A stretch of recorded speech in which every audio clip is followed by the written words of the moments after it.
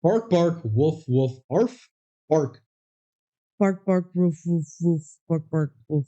Woof, woof, woof.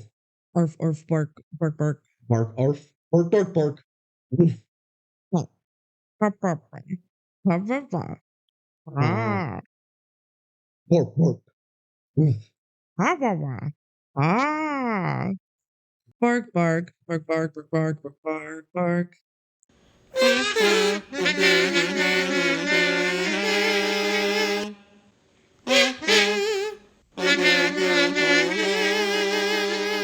Welcome, everybody, to the DCOM Duo podcast. I'm Benji. I'm Kelsey. This is the DCOM Duo podcast. Thank you for tuning in. Mm-hmm. Today we're talking about Life is Rough. Rough like the dog barks. Yes. Why are so many terms for a dog barking? I was trying to think of all of them. Like bark, arf, rough, woof. Is that it? I feel like there's more than that. Yip for a small dog. Yip, yip. I feel like bark is the most common. Yeah. But life Or is wolf. bark doesn't really roll off the tongue. Wolf. Life is wolf. I kind of like life is wolf. I'm not gonna lie. Yeah, so it's time for another dog movie. Yeah. There's not a ton of these for DCOMs. There's less than you'd think there would be, in my opinion, because dog movies do well with kids. What, there's 3? There's You Lucky Dog. There's Life is Rough.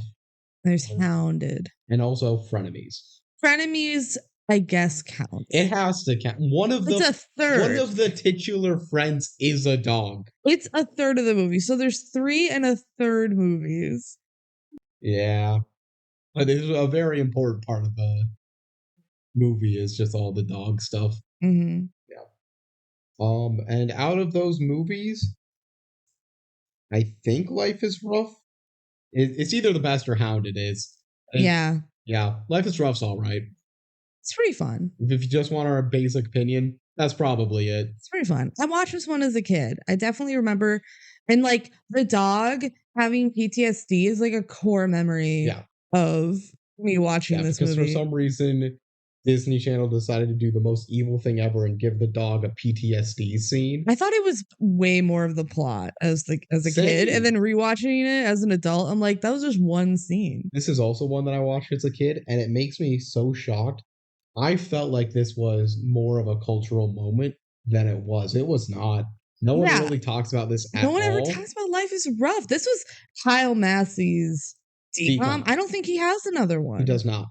What the heck? I don't think he's in any other DCOM. He had 2. He was on 2 shows. Yes, but he only had one movie. Character of one of the shows. Yeah, Corey in the House. Yeah. Well, and he only got 1 DCOM. He was on for a long time, but yeah. Damn. I'm gonna spoil one of the factos real quick. This is the only DCOM out of all of the 118 that we are currently counting as DCOMs. And the official number, don't worry about that. This is the only one without a Wikipedia page. Shut up. Every other DCOM has a Wikipedia page. Even but this one. Hounded. Even Hounded. No one talks about Hounded. It has a Wikipedia page. This just doesn't. That's so I could go weird. and make one, but I don't want to do that. Yeah, that's too much work. But it is kind of insane to me because I thought as a kid this was a more popular than not. I didn't think it was a big gun. I wasn't delusioned and thought, oh, this is the High School Musical level of fame. I definitely watched it multiple times though. Like it would air. I thought it was like Cowbell's big, where it's like more big than not, but apparently not. No one really cared about it. That's weird. Yeah. But for those Life is Rough fans who have been desperately searching for Life is Rough content, we're here for you. Yeah. Yeah. I don't think we have any fan mail. We do not have any fan mail today. We're recording this pretty soon after our last episode on Tiger Cruise went live. And who has thoughts on Tiger Cruise? Probably some people, but who's going to listen through a 2-hour podcast on a 2004 film for kids about 9/11? I'm impressed if we got anybody. But if you have any thoughts on Life is Rough or any other DCOM or anything else in general, feel free to email us at thedcomduel@gmail.com. Spelled just like you would think it's spelled. Yeah. And with that, we can move on to the factos. Heck yeah. So, Life is Ruff released July 15th, 2005. Cool. It was the 58th I was 6. DCOM. I felt like, just considering the age of that, I felt like that was a more recent DCOM because I remember this DCOM. You remember this DCOM. Well, it came out when I was 6. So, like, I was starting my DCOM or my Disney Channel, like, childhood. I was 5. I don't remember it premiering, but it would still air on Disney Channel for a while. I think we got it on, like, the rerun era. Yeah. Without fact checking, I think that's still when That's So Raven was on, and this is pre Cory in the House. Yeah, I think he's young enough that it would be during That's So Raven and not Cory in the House, because I feel like Kyle Massey just is older in Cory in the House. Yeah. I did watch, like, Cory in the House, and I also watched That's So Raven. That's So Raven was, like, a little ahead of my time, but they would, like, re-air episodes all the time, and my mom especially actually really likes That's So Raven. Raven-Symoné is an icon, so she makes is sense. Yeah. Life is Ruff is directed by Charles Haid. You know who he is? No, I didn't either, but I did the research. That's what the factos are.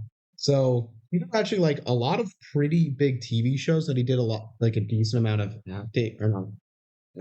directing for, like some pretty big stuff. But he's got like Emmy nominations or DGA awards for shows. Some shows that he's done have been ER, NYPD Blue, Sons of Anarchy, Breaking Bad, Criminal Minds. Like the pretty established list of shows people have a lot of like thoughts and viewers on. Yeah. He didn't win awards for all of those or anything, but most of the ones that I mentioned there, he's done multiple episodes and like is just a very established TV director. So yeah, he's also in a fair amount of things as an actor, but nothing that I really cared about, so I just stopped there. Yeah. And now for the cast. Playing Calvin Wheeler, the aforementioned Kyle Massey. Of course. Yes. He was, of course, in Cory in the House, and That's So Raven. Those are, to date, probably his biggest known roles. Yeah, I feel like he's like a big deal on Disney Channel despite not having that many projects. But I feel like everybody knows who he was, who is. He also was on the Disney Channel show Fish Hooks. That was animated. Yes. Yeah. No, I knew of that show. He had 3 shows where he had either a starring or primary role. So it's a big deal, generically. He had a relatively unsuccessful music career. Just throwing that out to shade him. Because no one really cares about it, but it's a decent part of his biography. He tried. Yeah. He's the brother of Christopher Massey, who played Michael on Zoe 101. I'm glad you mentioned that because that blew my mind. I don't think I knew that until like a year or 2 ago. I saw them like on TikTok and I was like, are you kidding me? And now that I know, I'm like, no, that totally makes sense. They look and sound similar because they're literally brothers. Oh my gosh, blew my mind. All right, and now for the quick icky part. In 2021, Kyle Massey got charged for allegedly sending a nude photo to a 13-year-old. Ew. Yeah, not good, not fun. It has to be mentioned. Okay. And now we can move on. Yeah, let's move on. Playing the role of Emily Watson is Kay Panabaker. Heck yeah. After when I was like writing down the factors for this, I'm thinking to myself, man, her name's just Emma Watson in this. She was also in DCOM Read It and Weep, along with her sister, Danielle Panabaker. Who we have talked about because she is in Stuck in the Suburbs. Yes. So they each had an individual DCOM where they're a role, and then one one together. Yeah. Pretty fun.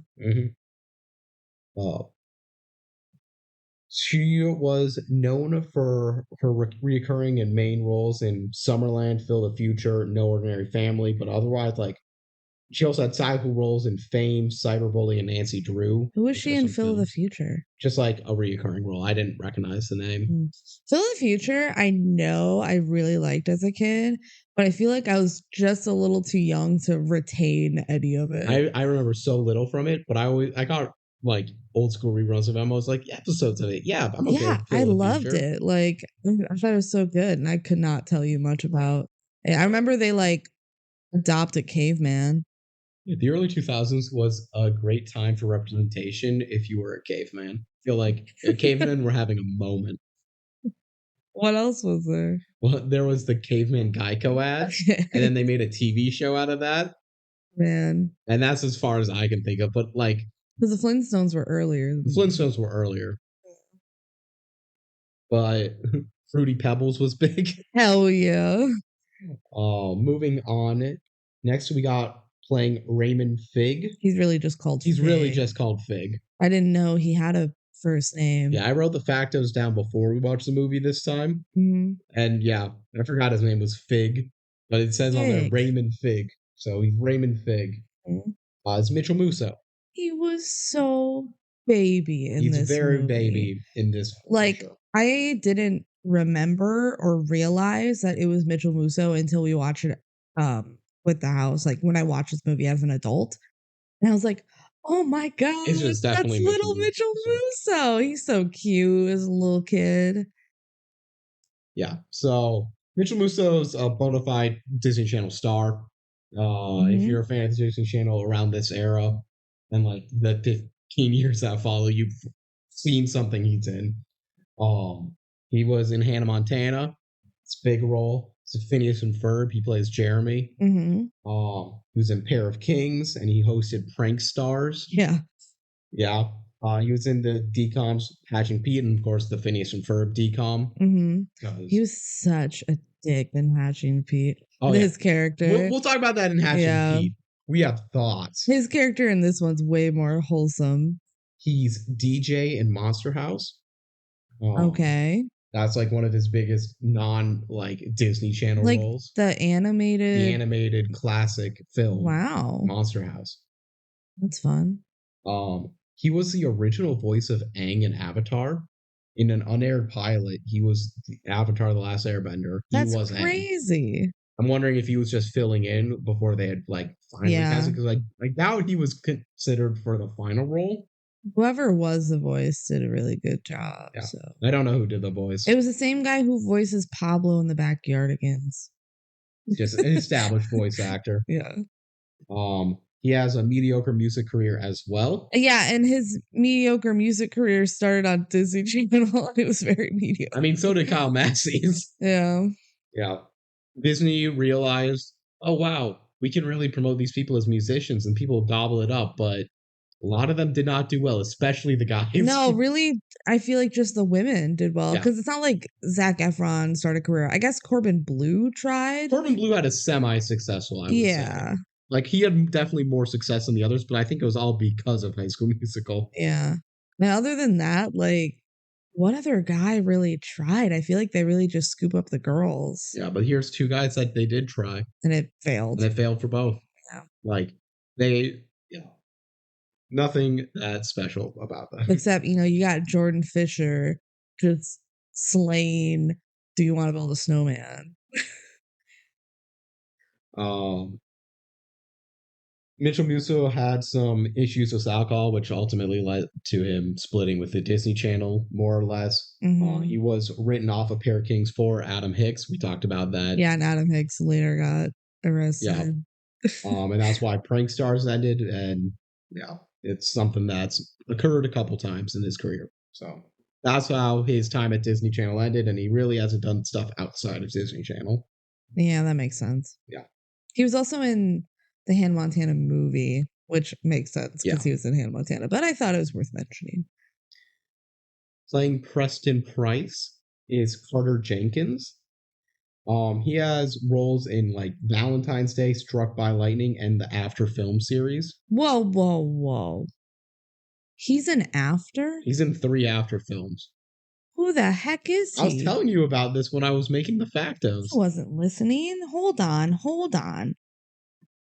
Carter Jenkins. Oh, you did tell me that. I remember now. After. He's in 3? One might still be in production. I don't know. I don't follow the after series at all. And He's you the follow it. waiter guy. Wait, he's also in After Ever Happy?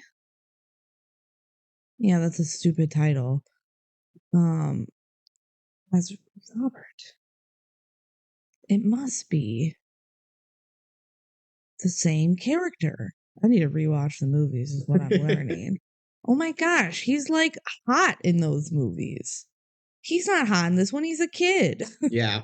And not only a kid, He's a villain. Annoying, kind of nerdy and pretentious kid. This is a film where they want to have the main character be a villain so they can go through an arc and do that. But they also want a bigger villain that you can always cheer against. Yeah. And he got the role of being the bigger villain.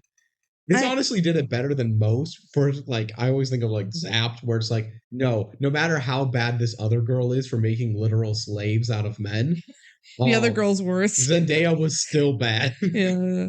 Oh, that's what you meant. Yeah. I mean, it's the same thing. You know what you say, like, in the movie, once you think Calvin is a villain? I don't think he's that bad. No, we'll talk about it as it comes up. It's something where you get the point of it, but also the dude's like a genius and he's not being allowed to be shine. He needs to like wait until he goes to college and he'll really shine. Calvin is either he's gonna be Jordan Belfort is how I think it's gonna be. He's gonna be the Wolf of Wall Street. Because he is fully willing to like do unethical things, but he always gets away with it, and his charisma and connections, and he's setting up fall guys. Like, don't tell me Fig's not a fall guy. Yeah, Fig is a fall guy for sure. So he's gonna do well. Playing the role of Dad, they don't get names. No. Is Mark Christopher Lawrence. Oh my god, it's like we just talked about this guy. Am I right? Yeah, it's kind of weird. It's almost like we just mentioned him in Tiger Cruise. He had one scene in Tiger Cruise. He's best known for his role of Big Mike on Chuck. Never seen it. I've not seen Chuck. I remember it airing. It was you not remember Chuck at all? No. It was a show about like the just random security guard who becomes like a ninja. I don't think that's a good description of it, but I'm gonna take it as such. He has a lot of small appearances, usually like one episode TV work, but a lot of different things as well. He's just a pretty big character actor, a recognizable face, especially for this era for me.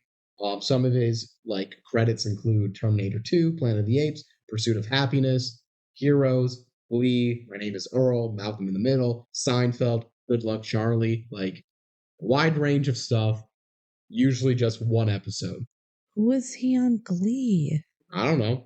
Okay, I found him on Glee Wiki. And he was in the episode Glease. Which is they did Grease? Yes. That is a terrible Did name. you mention that he was in Lab Rats and Good Luck Charlie? I mentioned Good Luck Charlie. I didn't mention Lab Rats, but that's important to Disney Channel. One episode of each. So, not that important. Oh, he was in an episode of Heroes with... Yeah, I mentioned that. Oh, okay, sorry. So you had a whole list of stuff. Almost all of his credits is just one episode. Yeah, he's very small actor. Cool. All right, moving on. Playing the role of Mom is Judith Moreland. She also was just single episodes of various TV shows. Less important than Mark Christopher Lawrence, the dad. Mm-hmm. Less prolific, but still some stuff like episodes of Parks and Rec, 10-15, Grey's Anatomy, Malcolm in the Middle, Ally McBeal. Like some decent shows, but always just like one episode. That's what those two were cast for. I won't look up Grey's Anatomy because it's probably just a patient. It's almost certainly just a patient. Yeah. That's the thing about Grey's Anatomy. So many people have Grey's Anatomy credits that I often just don't even mention it. Yeah. Because it's just one episode. It's like a random person in danger. It's like everyone has done an episode of Grey's Anatomy as a patient. Like. And then finally, I had to add this after forgetting his role right before this podcast. Playing the role of Rondell is Ibrahim Abdel Bates. Life is Rough is the only IMDb credit with images on it on his entire page. Oh, the basketball guy. Yeah. Gotcha. He's only credited for 3 things in his entire IMDb page. Yeah. 2 of them have no pictures on them and like very little information about their roles. So the only thing he's really conformable in Is this. He's pretty good in this. Yeah, he was fine. Mm. Yeah. And it's like not a very small role.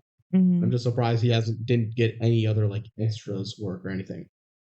All right, the fun facts. I already mentioned that this is the only DCOM without a Wikipedia page. So weird. At least for stuff that we consider DCOMs. Yeah. There's a couple of Disney Channel premiere films back when the Disney Channel was more like HBO and you had to pay for it. Some of those from like the 80s do not have Wikipedia pages. But this random one in the middle of 2005, when everyone has access to the internet and Disney Channel was not in a bad time, doesn't have one. Doesn't make sense to me.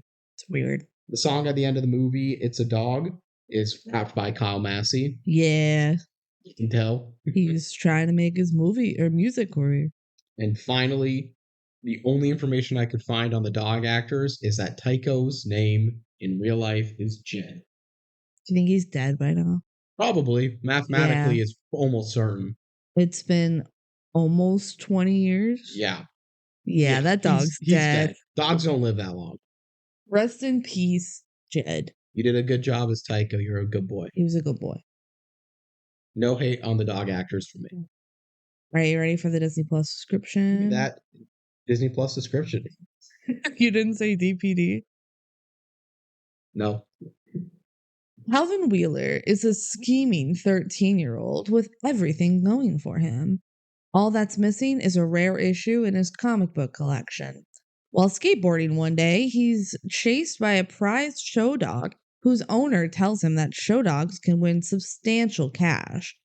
Calvin decides to adopt, train, and show a dog of his own in hopes of winning enough prize money to buy his comic book. But at the rescue shelter, the only dog available is Tycho, an uncouth, stray Labrador/Saint Bernard mix who proves to be more than anybody can handle. Can Calvin train Tycho and win the prize? Couple things to know here. Number 1, the overall plot is reasonable. Number 2, why did they randomly give the mixture of the breed? That has no relevance. Really. Breed is not given. The whole time they just say he's a mutt. He's a mutt. Apparently, he's a lab Saint Bernard mix, which all the puppies look like labs. Yeah. Honestly, they did a bad casting of puppy version of Tycho. Yeah. I think it doesn't look like him when he grows up. Number 3. People who are listening in can't see this, but this is written Tycho with a K. Well, I feel like I wrote it wrong in my notes. Or did the subtitles not have it with a C? The subtitles had it with a C. So the description spells Tycho with a K, but all of the subtitles during the movie spelled Tycho with a C. They definitely have Tycho written out in writing at one point, but it's like blurry off screen. Damn, this is Calabar all over again. It's the K too. We don't know how to K spell versus it. C. And I can't even go to the Wikipedia because there is no Wikipedia. Life is rough. Dog. I want to see how anything else spells it. On Disney Wiki, they spell it with a C. I would assume C is correct. Because I think whoever does the Disney Plus descriptions just kind of like watches the trailer and figures out what's going to happen. And then they just lie and say it's Marnie's birthday when it just isn't. And they say, oh, it's an uncouth, stray Labrador Saint Bernard mix. Like, okay. You didn't need to know that. They're like, that dog's definitely a Lab Saint Bernard. And I'm adding that to the description. It's like, yes, boss, I can add a few more words. What are some of the longest breed names that you could pass off as this dog? All right, you're ready to jump into the movie. I am ready to go figure into the movie. Why do you give random movies when you could say life is rough into the movie? I know I can say life is rough. I like to do different ones for variety's sake. Is it also to just mentally think about, will that work? And I don't think about it until I say it. Go figure does work. Go figure kind of works. All right, let's start. So we open up and there's a box outside of like a convenience store, maybe it's a grocery store, whatever. Kind of like a bodega. Yeah. Free puppies. And there's just a bunch of puppies in this cardboard box. We don't know who left this box of puppies. Horrible. It's terrible. Horrible. It's terrible. It goes surprisingly well. No, it does. Okay. Well, in the sense that parents are just going, yeah, kid, pick out a puppy and let's bring it home. Mhm. This is not how you should, Nope. first off, decide to bring home a dog. And then, like, you're just grabbing this random dog from a box. You have no idea where this dog came from, what kind of health problems they might have. How does no one take this box and bring it to an animal shelter? I would. Even if the animal shelter does things that we don't want it to happen, that still seems like the most obvious answer. Because you know what's going to happen? One of those puppies isn't going to get picked up and then it's going to be abandoned. And that does happen. Yeah, and it's sad. Or like in real life, oh my gosh, it was just terrible. They should have just dropped off at some shelter. Although the one shelter we see in this movie is a kill shelter. Yeah, we'll get to that. Whatever. Okay. So yeah, parents are just like, go ahead, grab a puppy. We're definitely equipped to take care of a puppy. In the box, there's like a bunch of black puppies, and Tycho's the only yellow one. And all the black ones get taken. You would think Tycho, being a real cutie, standing up and looking just very cute. Yeah. And very approachable, and also is the only one that's not black, would make it be an obvious pick for someone. Everybody just wants a black puppy. Everyone wants a black puppy. Why? Racism. Wait, no, it's not.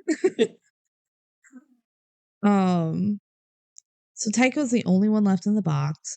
And the kid that grabs the last black puppy looks at Tycho and goes, good luck, little guy. No issues with the kid. Let's be forefront here. The kid got a puppy. This is important later. And then it cuts the night and it's like storming, raining. Yeah, it was a beautiful day to start off with, and now it's storming, raining. Apparently the people who locked up the convenience store just left the puppy. They're horrible people. We have no idea who dropped this box of puppies off. Yeah. Anything. Nope. Tycho gets out of the box and runs out into the rain. And then we see the text says it's 1 year later. And Tycho is like a mutt out on the street. And a guy is like, get out of here, and throws a bucket of water towards him. So Tycho goes into the dumpster, and there's a little dog also there that's like barking at him. And then Tycho finds a bone, but he decides to give the bone to the little dog. Tycho has a heart of gold. Because he's a good boy. He's a good boy. And then animal control finds the dogs, and they go to catch Tycho. But Tycho runs away. So they're like, we need backup. This dog's huge. And they go to like a farmer's market and they just tear the whole place up and they chase the dog. And they're doing a terrible job chasing the dog. If the dog goes through the bucket of oranges, the animal control guy also needs to go through the bucket of oranges. Like, you can't go around. Slapstick humor. Yeah. And honestly, it is way too much. They could have started this movie with Tycho at the shelter.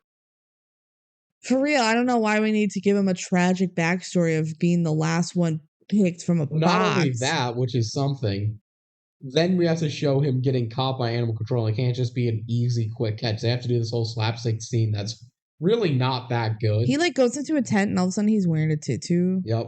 And that doesn't make any sense. Which is actually kind of fun. It's funny, but it doesn't make any sense. But here's the thing. Not much in this movie actually makes sense. No. When we get to the dog show portions, oh my god, we're gonna be throwing some punches.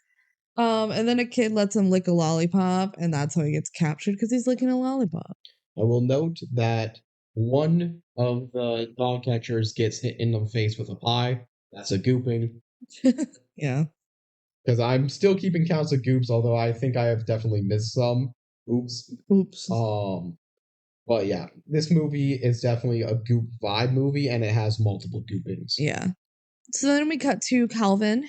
This first we're seeing of Calvin. He's in his room. He says he only needs 2 more issues left for his collection. He collects a specific comic book. It's called Gotham Man. Gotham Man. This has no relation to Batman whatsoever. No, it's just a made up guy. That's apparently very popular, but also not that good. So Calvin's on his way out the door, and his dad's like, "What about the trash?"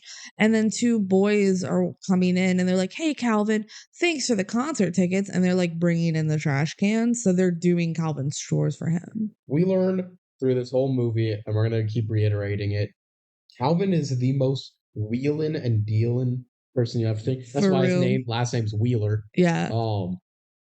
It is genuine. It's beyond impressive how much he has the whole town wrapped around his finger. It's around his finger. He is a mafia mob boss in public, basically. Yeah, and just like in sociable ways. Like he doesn't.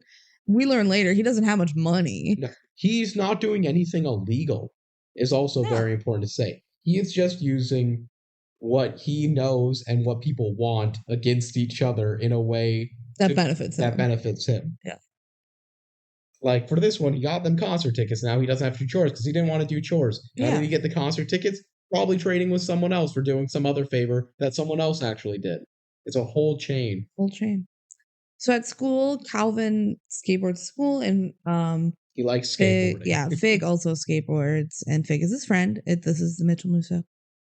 He gives him his schedule for the day, like an assistant. Yes. Of like, oh, you have this to do and this to do, and also you still need a date to the school dance. Fig is both the fall guy, in this relationship, and also just definitely like the secretary. I think he likes. Like he really likes the B-man, yeah. He likes data. He likes being organized. Hey, I have no issue. I'm like, if I can get in on this level, again, I would be worried about being the fall guy when eventual legal trouble come for Calvin. But in this current like middle school age, it's really not a bad spot for him to be. He's popular purely by association. Yeah. And he's just being able to figure out all this fun stuff, and Calvin like fully trusts him and is a genuine friend with him. Yeah. So then they're at lunch, and they have girls lined all the way down the table interviewing to be Calvin's date to the school dance. Again, this man has the whole town wrapped around his finger. Like, what the hell is this? This is like the beginning of the movie. This is the person we're gonna have to like feel for and feel like, oh, everything's going wrong for him. Nothing's going wrong. Everything's going right for him right now. So he's like interviewing this girl, and we see Emily is like kind of standing off to the side watching this happen. And Calvin's like, yeah, you're cool and all, to the girl he's interviewing. He's like, yeah, you're cool and all, but what's the name of Gotham Man's arch enemy? The girl's like, him. Yeah, she doesn't know. What do you... She says Charlie. Commenters at home, what do you think the Gotham Man's arch enemy's named? Go ahead, leave it in the comments. Did you say Jeremiah? You're wrong. Sorry. Yeah, it's not Jeremiah. So Emily is like rolling her eyes, whatever. Then she starts passing out flyers for the animal shelter that she volunteers at. And then Calvin's like, oh yeah, Emily, I'll take one of those. And he takes it just to like write notes. He flips it over and just is like, okay, I need to write this. Hey, Fig, can you go get me these comic books? Yeah, it's so funny. And it's just like, yeah, this is exactly what Calvin Wheeler would do. And then Emily's like, your question's stupid anyway. It's a trick Gotham Man, question. it's a trick question. Gotham Man's arch enemy has no name. And they're like pretty shocked that she knew the answer. Girl, like comic book? What the heck? But not like me? And then we get a scene of Emily at the animal shelter. She's asking for more time to find Tycho a home since they're out of space at the animal shelter. And the guy, the like head of the animal shelter, whatever, he's like, Tycho, I told you not to name the animals. It just makes it harder when we have to kill them. He doesn't say to kill them out loud. He says when we have to like let them go or something. When we can't save them. Yeah. Something like that.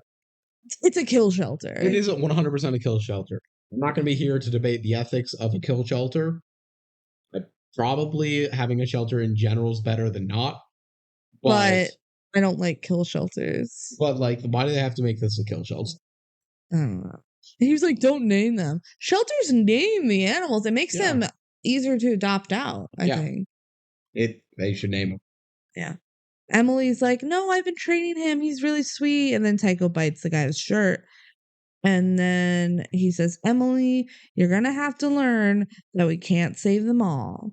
Emily never learns this. No, Emily promises Tycho that he's going to find a home. So then we get back to Calvin and Fig. They're looking outside of a comic store, and some guys drive by and ask to talk. They're like, hey, can we talk? This is the like high school basketball team. So Calvin and Fig are in middle school. Presumably like 7th grade? 8th grade? It doesn't really matter. So the jocks pick up Calvin and Fig and they bring them by the head basketball guy's mom's salon. She's a hairstylist. And he says, tonight is the last game of the season and we need a win if we want to go to regionals. And Calvin says, well, what are you guys worried about? You're 6-point favorites. He says you're 6.5-point favorites, which really implies that there's a betting line for this and people are gambling on this, which is for the high school basketball league. Kind of interesting and I'm curious about, but we don't dwell into that. Otherwise, does he have his own like statistical model running? I bet Fig did it. I don't know if Fig really cares about basketball. He's at the game, but that's because that's the scheme. No. They're like, yeah, but we really want to win, and the other team stole our playbook, so they're like, they're gonna know everything that we're doing. And Calvin's like, I have an idea actually on what to do about that. And the guy's like, well, aren't you gonna want something in return? And he's like, yeah, probably. So Calvin does it in a very like, he's always smooth with his words. Yeah. And it's like genuinely, it's not like everyone's acting like he is. Kyle Massey, I think, does a really good job of acting like just a sweet talker. Yeah. In situations where he's just being not the best. For sure. So what Calvin's after is one of the comic books that he's collecting. And we learn he's planning to trade stuff with the equipment manager of the rival high school basketball team. So we see the equipment manager from the other school. His name is Simon. He's at like a diner, I think, or it might be like a pizza place. I don't know. A phone rings, like a cell phone, from inside of a napkin dispenser. It was funny. Amazing. Again, Calvin has unlimited like time and potential to set every one of these schemes up perfectly. And Calvin's like hiding, like just standing outside the parking lot when he calls this guy. He's like, "Did you bring it?" And Simon's like, "Yeah." Or no, actually, Calvin, when he has his phone, he's like, "How's the pizza?" And Simon's like, "It was fine." And he's like, "Did you bring it?" And we cut to the game. So Preston Price. This is where we meet Preston. Yes. He is there with his asshole kid. Yeah, he's there with his dog Jacques. Jacques, like the French Jacques. He shows off some tricks. He's like the pre-show, right? Yeah. He is the pre-game entertainment. I feel like he should be there at halftime, but that's just me. Yeah, I don't know. He shows off some tricks and Jacques jumps through a hoop. And let me be clear. No one in the crowd likes any of these tricks. No, I would have been so into it. I also would have been so into it, but this implies to me that he is just that big of a douchebag. Everyone hates the performance just because of him. Also, Jacques is a cute little Jack Russell Terrier. Yeah. Jacques did nothing wrong. Jacques is great. Back at the like pizza place, Calvin has Simon put the playbook like in the newspapers, and then Simon says, "Don't I get like something cool for this?" And Calvin goes, "You're holding it. That's like a really cool cell phone. It's this model, whatever. It doesn't even come out in the US until next year." How did he get this phone? We don't Because know. he's Calvin. But he has so many connections that we just have to assume he is literally involved with the mafia. And then Calvin like grabs the playbook from the newspapers and hangs up on Simon. And Simon is just standing there going, hello? Calvin, hello? Like he doesn't realize he's been hung up on. Yeah. Simon's not very bright. No. But hey, he got a phone out of this deal. He did. A really cool phone that doesn't come out till next year. Jacques, back to the entertainment. Jacques rides a skateboard. I But feel like nobody this doesn't cares. come back up. He just is He able rides to a ride a skateboard and it's cool. Preston, so they're done, and literally nobody cheers. And then Preston says, if Jacques can't fire up the crowd, nothing can. And then the crowd immediately erupts and like applause. Because like the game's about to start. And then the team, the basketball team calls Fig over and they're like, where's Calvin? And he's like, no, he's coming. This is just like issue 511 of Gotham Man. I feel like we're not going to mention this every time that it happens, but a very annoying recurring gag in this is, but it's just like issue XXX of Gotham Man when blank is blank, when it's just like open a door or stall. Yeah, it's pretty dumb. They do the most inane way of saying, do this simple task. Yeah. Then the team starts like threatening Fig because he's the fall guy. They're like, if this doesn't work out, we're gonna need someone to blame. And Fig is like, oh no. Fig is a very beat upable. But then Calvin shows up and gives the team the playbook of the other team, like in the hallway. Yeah. So now they'll know what the other team's gonna do. Note that they grab this and are like, oh, thanks, man. And they're gonna walk away and not read it. Yeah, we don't see them referencing the book. We just see them play basketball. Yeah. Which I'm sure on the sideline they were like reading it. But wouldn't that be suspicious if you look over and the other team's reading your playbook? Well, they have their playbook. Well, they're probably not reading it on the sideline. They had it in advance. Well, you could put a cover on it and they wouldn't know. That's valid. All right, so then basketball happens, and it's the Vikings versus the Wildcats. Our team is the Wildcats. I'm cheering for the Vikings, though. Is this East High? We don't know. It's a different color scheme. Yeah, so it's not East High. So West go High. Wildcats. No, because West High are the Knights, Benji. Didn't you see High School Musical? No. They only ever I've play never West seen High. it. Literally, only team West or East High ever plays is West High. Maybe this is North High. So the final score of this basketball game is 86-84. The Wildcats win. High scoring for a high school basketball game. Yeah, what are they usually like in basketball? for high school? I feel like the 80s don't make that sense. High school basketball. I could give her an answer, but I'd rather be More sure. Yeah. The average total points per game in 2010 to 2011, which is the earliest I can easily find, it's Wisconsin high school basketball, because that's the stats that I got. 104 points per game, so 50 at each, roughly. Oh, it totals for both teams? Yeah. And the total in this game is like 180. So there's a lot more scoring. Each team scoring like 30 more points. That's insane. And this is just to go to regions. Yes. Which presumably, I don't know basketball that well. Presumably, having the opponent's playbook would make your defense better more than your offense. Yeah, so how is it you so call high offensive scoring? plays. Yeah. You don't call defensive plays. You call defensive matchups. They said, all right, team, truce, let's just burn each other's playbooks. But then they do really well anyway. It. Yeah, I don't know. They just steal each other's plays, and that's the only thing they use it for. Okay. So the good guys win. Yeah. Debatably good guys. And then they all start like celebrating, and the main jock guy is like, shout out to all the junior high fans for coming out to support us, and a very special shout out to a very special fan, Calvin. But first, Preston is like, oh my gosh, thank you, it's no big deal. Like, he thinks they meant him, but they meant Calvin. Like, Preston is just stupid. Like, Preston is very dumb. He has no social skills at all. And he wonders why he doesn't have friends. He has his dog. We don't go by frenemies logic here. That dog cannot be your best friend. Preston is appalled. And also, there's like one shot of Fig while they're celebrating Calvin, where Fig looks like jealous, maybe? That's the best way I can describe it. It never comes up They again. never reference this. Like, I don't know why they included this if they weren't going to add a plot where Fig I wonder doesn't if like something this. like that was written in and then taken out.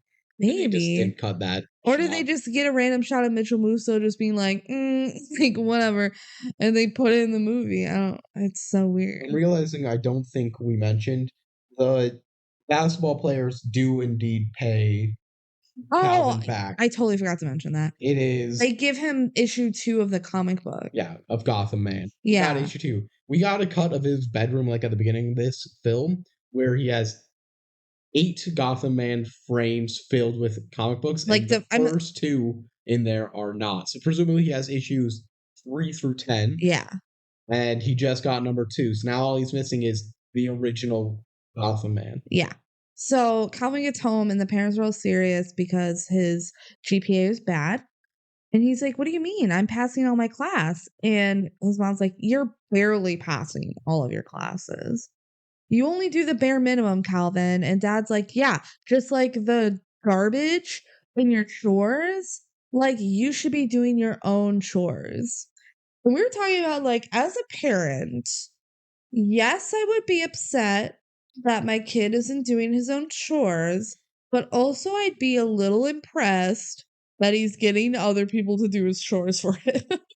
I'm just reminded, there was a teacher of mine who, by pure coincidence, is now the husband of the boss of my sister-in-law. Yeah. Thank God you can just say sister-in-law now and not like my brother's fiance or brother's girlfriend. But like, I have talked to this guy at the wedding and also like at a different event after this. Like, he would mention all the time when I was at school, I always brought home packed lunch. Thank you, Mom. It was very convenient for my terrible eating habits.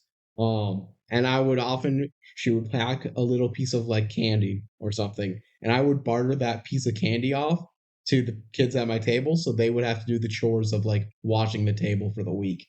And I wouldn't do it. And that was, your little mastermind. Mm-hmm. I'm surprised you guys had to wipe down your own tables. We had like workers wipe down the lunch table after we were done. No, we had to wipe it. Yeah, no, we didn't have to do that. And your school has more money than mine. Anyway, the parents are upset. They're like, being bright and popular is not enough. Stop taking shortcuts. And then we see Calvin put his new edition 2 of Gotham Man in his room, and he's like, all I need is issue 1 now. Wow. But too bad issue 1 will never come up. Oh my God, Calvin, you have to get to the comic store right now. Like, it's literally the next scene. Fig comes up and he's out of breath because he has asthma. And he's like, get to the comic store right now. And they go in and they see that issue 1 is now for sale. It is $3,000. Before I talk about that price, they say there's only 8 copies known in existence. Why are there only 8? That's crazy, yes. Especially for what's considered like a super popular, or at least they've gone like the 700 issues of this comic. And there's at least 3 fans of it. Yes. Can you figure out who the third is? But $3,000 to me seems like a wildly incorrect value. Wildly. Yeah. I got a little question for you. But think about it. It is 2005, just for the record. It's 2005. I get that. But we both believe Gotham Man, just by the name, is based off of Batman, correct? I mean, that would make the most sense. Yes. The Batman #1 comic, the first edition Batman comic, was sold January 14th, 2021. So again, 16 years later. Mm-hmm. But the comic book industry has been popular the whole time. Yeah. Especially in terms of collectors. Mm-hmm. How much money do you think it sold for? $10,000. $2,220,000. Oh my God. I'm telling you, this is a wild So understatement. Gotham Man has got to be just not popular at all. But then how do they get 700 issues? And Someone's making it like a passion project. like, they also said there's only 8 of these in existence, and it's in a great quality. From we can see that. Yeah. How the hell is it only $3,000? It doesn't make sense. It really does not make any sense. I don't know. So they're like, we got to find out the money to buy this thing. Fig calculates Calvin's net worth. His net worth is $144.63. Honestly, I'm kind of impressed that like a 13-year-old has $144. It makes no sense to me. And his parents both have jobs that seem pretty well off. He could be having an allowance. Maybe, but I didn't have an allowance. Oh, they live in a good spot with a bunch of stuff. Like, that doesn't really surprise me, especially because we see him how wheeling and dealing he is. Honestly, I expect him to have more just based on how well connected he is. Well, I think not all of his assets are liquid. Yeah, but that should be included in the net worth. Yeah. So they still need to get $2,855.37, not including tax. It's impossible. Oh my God. Calvin says, what? Huh? What? Go, say it. What do we say about impossible? Whatever. And Fig's like, all right. And he gets up on his chair and he yells out, oh, this is what Gotham Man always says, okay? Expect the impossible. And then everyone like goes quiet in the lunchroom and stares at him. Why did he stand on the table? I don't know. And then Calvin says, get down. What are you doing? Like, what did Calvin think was going to happen? I don't know. It's kind of weird. Like, Fig, you're embarrassing me. Oh my God. Yeah. So this movie ripped off Big Brother. Yeah, and expect the unexpected. Which is just a better line. Or did Big Brother rip off Life is Rough? When did Big Brother start? 2000. Anyway, as Calvin is skateboarding home, Jacques, the little dog, attacks him. This is the one day while he was skateboarding, a dog chases him. Well, not only does a dog attack him, we got to say, first off, the reason the dog's even outside, I don't think you wrote this in notes, but it comes back. Apparently, it's important. It's important. Some guy is bringing like a lawn fountain into the house. Yeah, and he's like a Preston's like, put it there, you idiot. You idiot. And it's weird. It comes back. It comes back for some reason. And yeah, it's entirely just to make Preston look mean. Yeah. So I just want to mention that, like, this is from the description. He's like, one day while Calvin was skateboarding, a dog chases him. And then he's told that dogs can earn money, blah, blah, blah. Like, the dog does not chase him. The dog just runs up and attacks him and then leaves him. The dog doesn't chase him. Also, they're making it seem like, what a wacky coincidence when, like, Preston and this dog are established characters. But I guess you don't want to get into all that in a description. Anyway, Preston grabs Jacques and he's like, oh, my little puppy, did the bad boy hurt you? And Calvin's like, I'm literally lying on the ground hurt. That little rat hurt me. So and I just want to point this out. With a witness to the crime and everything, he could easily get the money on a lawsuit. Oh, he's fine. He's fine. But it's Calvin. He can pull that in court. Yeah.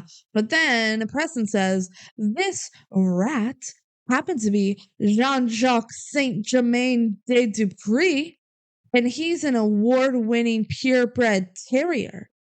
We've won 2 years in a row now. And Calvin's like, I don't care. And Preston's like, well, you should care. Because first prize for this competition is $5,000. Like, I get the idea is he's just name dropping this to make himself feel good. Yeah. But also, very clear exposition is very clear. Yeah. Well, the next competition is in 2 weeks. And Calvin's like, ding. That's how I'm going to get money. Calvin is so smart through this whole movie, except for the fact his entire game plan, the whole plot of this movie, the main driving force is the dumbest solution to getting $3,000 I can imagine. Hey, it's $5,000 for the Yeah, he prize. only needs 3,000. Yeah. Well, you got to take in the cost of having a dog. Probably going to be like $2,000. It's going to be more than that.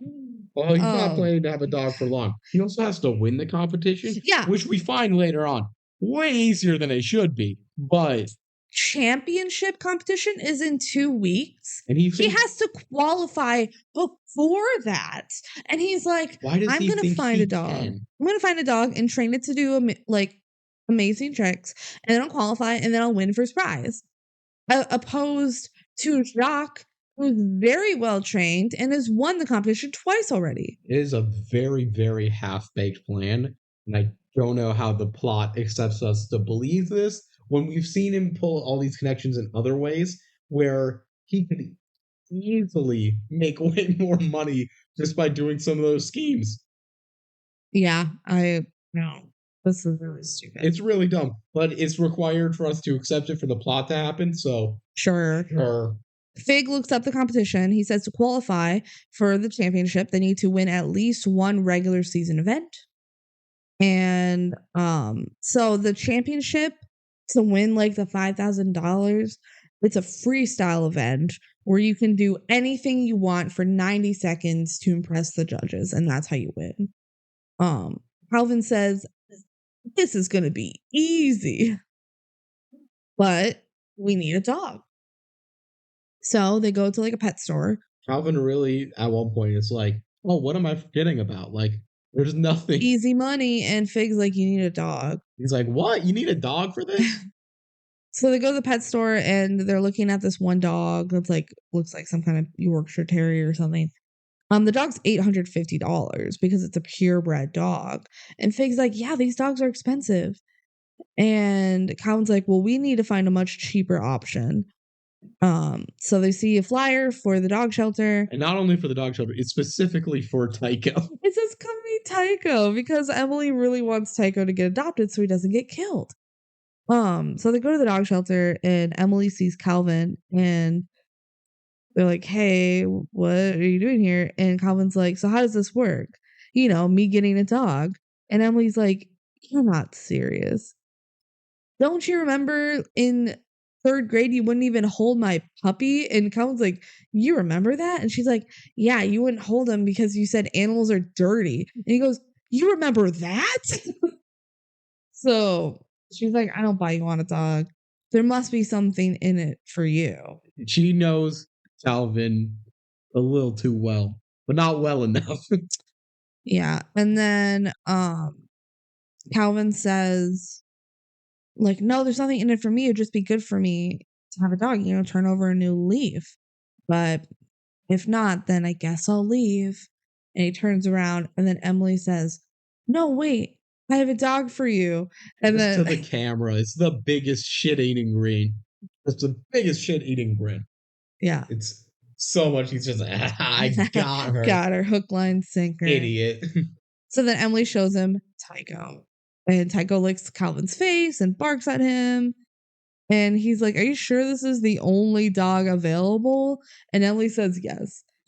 No, he's not. No, he's not. I wonder if he's free, though. Like, he might be free. And the other dogs aren't. Like, but they phrase it as this is the only dog available. I think it's just because Emily says if you're going to take a dog, you're taking the one I want. Yeah, I think Emily's like, you have to take him because she's desperate to get this dog out of the shelter. She doesn't care about the other dogs. Exactly. They're not the ones next up on the chopping block. Maybe they are. We don't get to meet them. And then Tycho rips his shirt. And then as they fill out paperwork, Calvin's like stapling his shirt back together. And Emily mentions like, oh, and don't buy any products from like Royal Canine or whatever it's called because they sponsor these like dog show events and they're horrible and I hate them. Yeah. And Calvin's like, oh my God, yeah, I would never. I hate Royal Hound products too. Yeah. I don't need to buy food for this dog anyway. For real. And she's like, oh, also you need a signature from parents. And Calvin's like, oh, that's not going to be an issue. Yeah. And it's not because he is Calvin. He tricks her. Yeah. So at home, his mom lectures Calvin. But whatever. He's like, oh, by the way, you have to sign these things. He like covers. It's presumably I understand my child is failing. Yeah. So he like puts a smaller piece of paper over the adoption papers and he's like, sign here and here and here. And the mom does it with like not really paying much attention. I have considered using that trick before. I used to forge my mom's signature. Yeah, I feel like my mom told me to. Here's the thing. It was never for anything serious. I never had like bad grades that needed to be signed off on or anything. It would be like permission slips and stuff for like field trips. And honestly, it got to a point where if the school were to cross-reference other signatures for my mom, they would just all be from me. So if my mom actually signed it, it'd probably look fake because they only have my signature. You sign it Kelsey's mom. No. I did have to learn how to do her F, her cursive F. Otherwise, our signatures were like, our handwriting was very similar anyway. But she did it like a fancy F for our last name. But honestly, now I've done it so much, that's how I signed my name too. So, all right. So then Calvin goes back to get Tycho, and he's like grossed out a little bit, but he takes him. And Emily says, "All right, here's my number.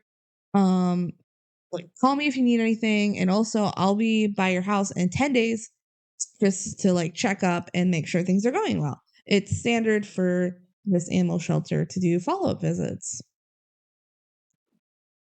So then Calvin tries to get Tycho to pull him while he's on the skateboard. It doesn't work at first, but then Tycho sees another dog and he starts running around, and it's very Calvin chaotic. Can't be walking his dog. He's got to be skating. He's got to be skateboard. So then as Calvin's being pulled by Tycho on a skateboard, he's doing some like sick jumps. And he keeps going, whoa, whoa, whoa, Tycho, whoa. This part's pretty stupid. It's a long, just slapsticky scene where in the middle of it, for some reason, it turns into just Kyle Massey doing skateboard tricks. Literally, so Tycho takes him like by a skate park, or he gets loose or something. Calvin like catches up to Tycho and goes, all right, Tycho, wait here. And he's I gotta do some gnar. Yeah, I gotta go do some tricks at the skate park. And he just starts like he's skating at a skate park while Tycho watches. And then Tycho runs away, like obviously. Like, dude, Calvin is not cut out to have a dog. No. He's like, oh, I lost my dog. Oh, cool, he's here. Well, I'm gonna do some sick tricks first and then get my dog. And then long story short, he ends up skateboarding into a pond. Yeah. I don't count it as goop because it's just water. But it's very slapsticky. Yeah. So then Calvin asks Fig to have Tycho stay with him because, of course, his parents wouldn't allow him to have a dog. And he's like, this would be just like Gotham Man. And that night, Fig taps on Calvin's window and he's like, the weight limit for dogs in my apartment is 7 pounds. Presumably, Fig's parents were just cool with this development. Yeah, we never hear anything about Fig's parents. Nope, they're not existent. Yeah. At the end of this film, when we would presumably need a signature from their parents, nope. The movie ends before we see them. Yep. Yeah. 7 pounds is a ridiculous weight limit. It's so small. You can get a small chihuahua and that's it. My cat, who is a small cat, she's 8 pounds. Yeah. You want a dog smaller than my small cat? It's gotta be a chihuahua. I don't know why you even allow dogs at that point. Why do you even allow dogs at that point? You don't even allow cats at that point. If the weight limit is 7 pounds. Maybe cats can go up to 400 pounds. Bring a lion in. Oh my gosh. So Tycho is a no-go for his apartment. So Calvin brings him into his room and Tycho jumps on the bed and he barks, but he's like, no, Tycho, stop barking. I don't know how the parents don't hear this dog barking. Yeah, doesn't make sense. Nope. The parents do not actually exist. They are just figments of just imagination. Maybe they're just really deep sleepers. Yeah. And then Calvin tries to get Tycho to sleep on the floor, but Tycho gets back in the bed. And then in the middle of the night, we see Tycho like cuddling up to Calvin and snoring, and Calvin is like wide awake. Like, what did I get myself into? Yeah. So the next Tycho's morning, just a very good boy. yeah, he's a good boy. He's a good boy. Next morning, Calvin's very tired because he didn't get much sleep last night. Duh. And the dad's like, I heard you snoring last night. It's like, haha, that was the dog. Wait, I don't have a dog. And throughout the movie, the parents are like, what smells? It does like they make the parents seem so dumb. They're just really stupid. The point is like this movie wants its cake and like having all these moments of like, oh, it's so close, but it doesn't do any of the effort of like it doesn't do any of the effort of making it seem reasonably hidden or any of the laws of this universe making any sense. Mm-hmm. But if you accept it, it's fine. But if you look at it from any sort of critical lens, it doesn't make sense. Yeah. So yeah, Calvin is tired, and the parents are like, "Are you sick?" And he's like, "Yeah, I'm sick." And this is a liar. So then, cut to the park. Fig tells Calvin more about the competition. So the regular season competition that they're going to, that they need to win, remember, in order to qualify for the championship. They can't make it unless they win this event. If they don't win this event, it's all over. Yeah. And you got a dog for nothing. Which let's not forget, a dog is a lifelong commitment. Well, his full plan is to return the dog to the pound after winning. It's horrible. Yeah. He's not a hero.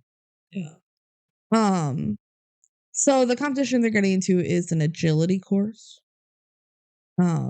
Preston walks by and Calvin tells him like, oh yeah, this is my dog Tycho. We're going to enter him. And Preston goes, I will destroy you. I'm going to murder everyone you have ever loved. Consider yourself warned.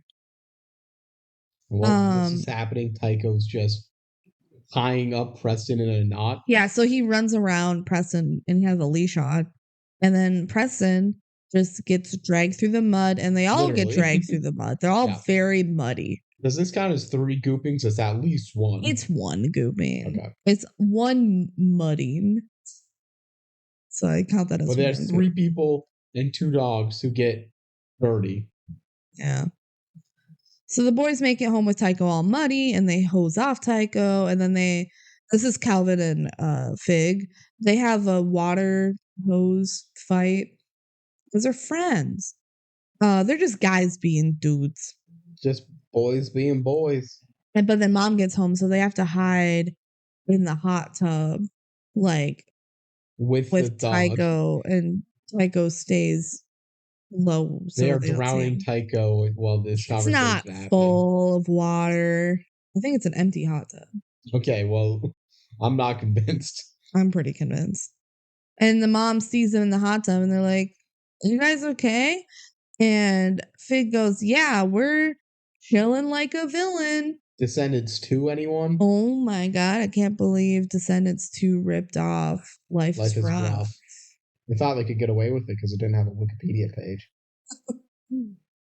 So, yeah. That night, Tycho and Calvin share a bed again, but Calvin put on headphones. So he can get some sleep. Yeah. Smart. It's cute, and they cuddle. The next day, Calvin doesn't have a kennel for Tycho. No, because he did not think this through. Not in the slightest. Nothing about this plan makes any sense. Not in universe or out of universe. Next day, Calvin leaves for school, and you see like an empty bowl for Tycho. Did he actually buy or not buy Tycho dog food?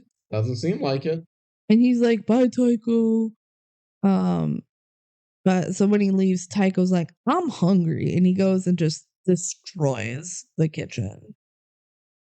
Yeah. And there's a really song that's like, that's the way it feels when you're a dog. Yeah. When you're a dog. When you're a dog. It's stupid. Tycho, yeah, we don't need to describe everything that happens. Just imagine basically the scene from Hounded. Again, just the dog wrecking everything. But not like furniture. Not a puppet dog. Yeah. Real dog. So then when Calvin gets home, he sees the mess, and like right after he gets home, the parents get home. I count this as a gooping because there's a lot of icky liquids and Tycho is dirty from it. He just has flour on him. I don't really count that as goop.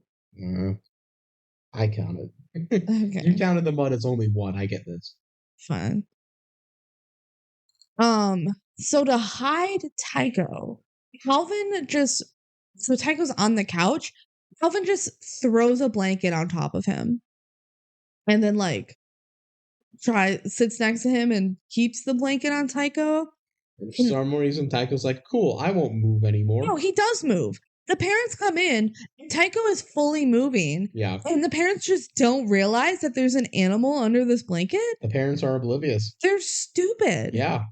I don't know how they both have presumably high-paying jobs. I think they're the dumbest parents that we've seen so far. Maybe. That very well might be true. And then Calvin grabs a broom and he starts sweeping. And they're like, what is going on? And he's like, I can explain. Like, I'm sorry, it's all my fault. I'll clean it up. And the dad's mad, but then the mom goes, hey, wait a minute. He's actually taking responsibility for once. Let's leave it be. So apparently Calvin's such a bad kid that the fact that all this terrible stuff has happened to their kitchen, the fact that he's like trying to clean it is enough for the family to just be like, let it go. That's fine. Yeah. So that night, after Calvin's done cleaning, he goes to his room and Tycho destroyed his sneakers and his homework. His dog ate his homework. And the mom's like, who are you yelling at? And he's like, nothing. Yeah, because he was talking with Tycho. Calvin doesn't know how to whisper, which seems really bad for a guy who does a whole bunch of schemes. It never really is an issue. Yeah. The next day, Calvin sneaks Tycho out when his parents leave and he ties him to a tree. And he said, that's it. You destroyed my sneakers and my homework. We're over. I'm going to take you back to the pound. And he's telling Fig, he's like, I'm going to bring Tycho back.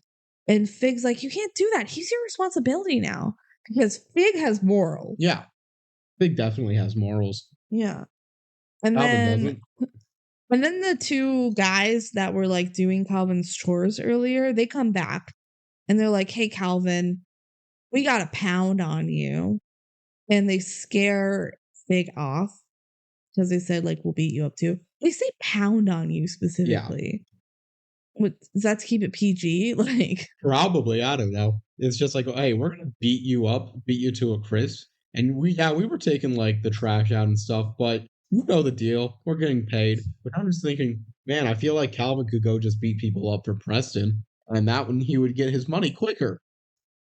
For real, he could just be a goon. He could just ask Preston for the money. Why would just Preston say, I won't do the dog show if you give me $3,000.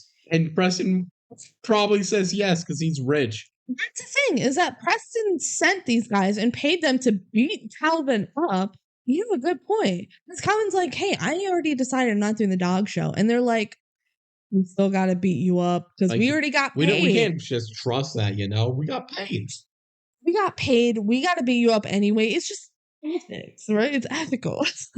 So they're about to beat him up. But then Tycho drags the tree out of the ground by the root. He just fully unearths the tree to save Calvin. Yeah, and he breaks through the whole fence and like kills a guy. Pretty much. And Calvin was like, that's awesome. My dog saved me. Later, the parents see Calvin fixing the gate. So it's good that he fixed the gate. And they're like, our son is doing work without being told? Who is he? I would like to point out, apparently, Calvin somehow replaced the tree being unearthed out the ground. He planted a new tree? Well, maybe he didn't plant a new one. Because I feel like the parents would know this. Right, you can't just buy a giant tree, can you? So he had to somehow put it back in the ground. And I don't know how he did that. Did he get the people he just murdered to help put it back in? I don't know. That night, Calvin calls Emily for help with Tycho. He admits that Tycho is more than he could bargain for. So He's like, man, having a dog is actually work. I've never done a day of work in my life. At the park, Calvin is yelling at Tycho to sit. And Emily's like, stop yelling at him. You should instead reward him for doing well. And he's like, that's it? Like, that's all I needed to know? That's all you need to do and give him a treat? And she's like, well, dogs need more than just food.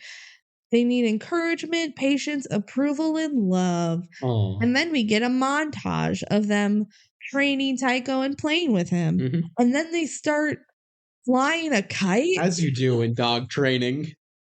Makes no sense. They're like, yeah, that's enough flying. That's enough training, Tycho. Let's fly a kite. And then they have Tycho fly the kite. And they cut to that scene where like every one of them's laying with their heads touching. Yeah. What a beautiful, wonderful day. They're still holding the kite. And then they get lunch at like an outdoor cafe so that Tycho can still be with them. And Calvin asks Emily how she knew about Gotham Man's enemy and how he didn't have a name.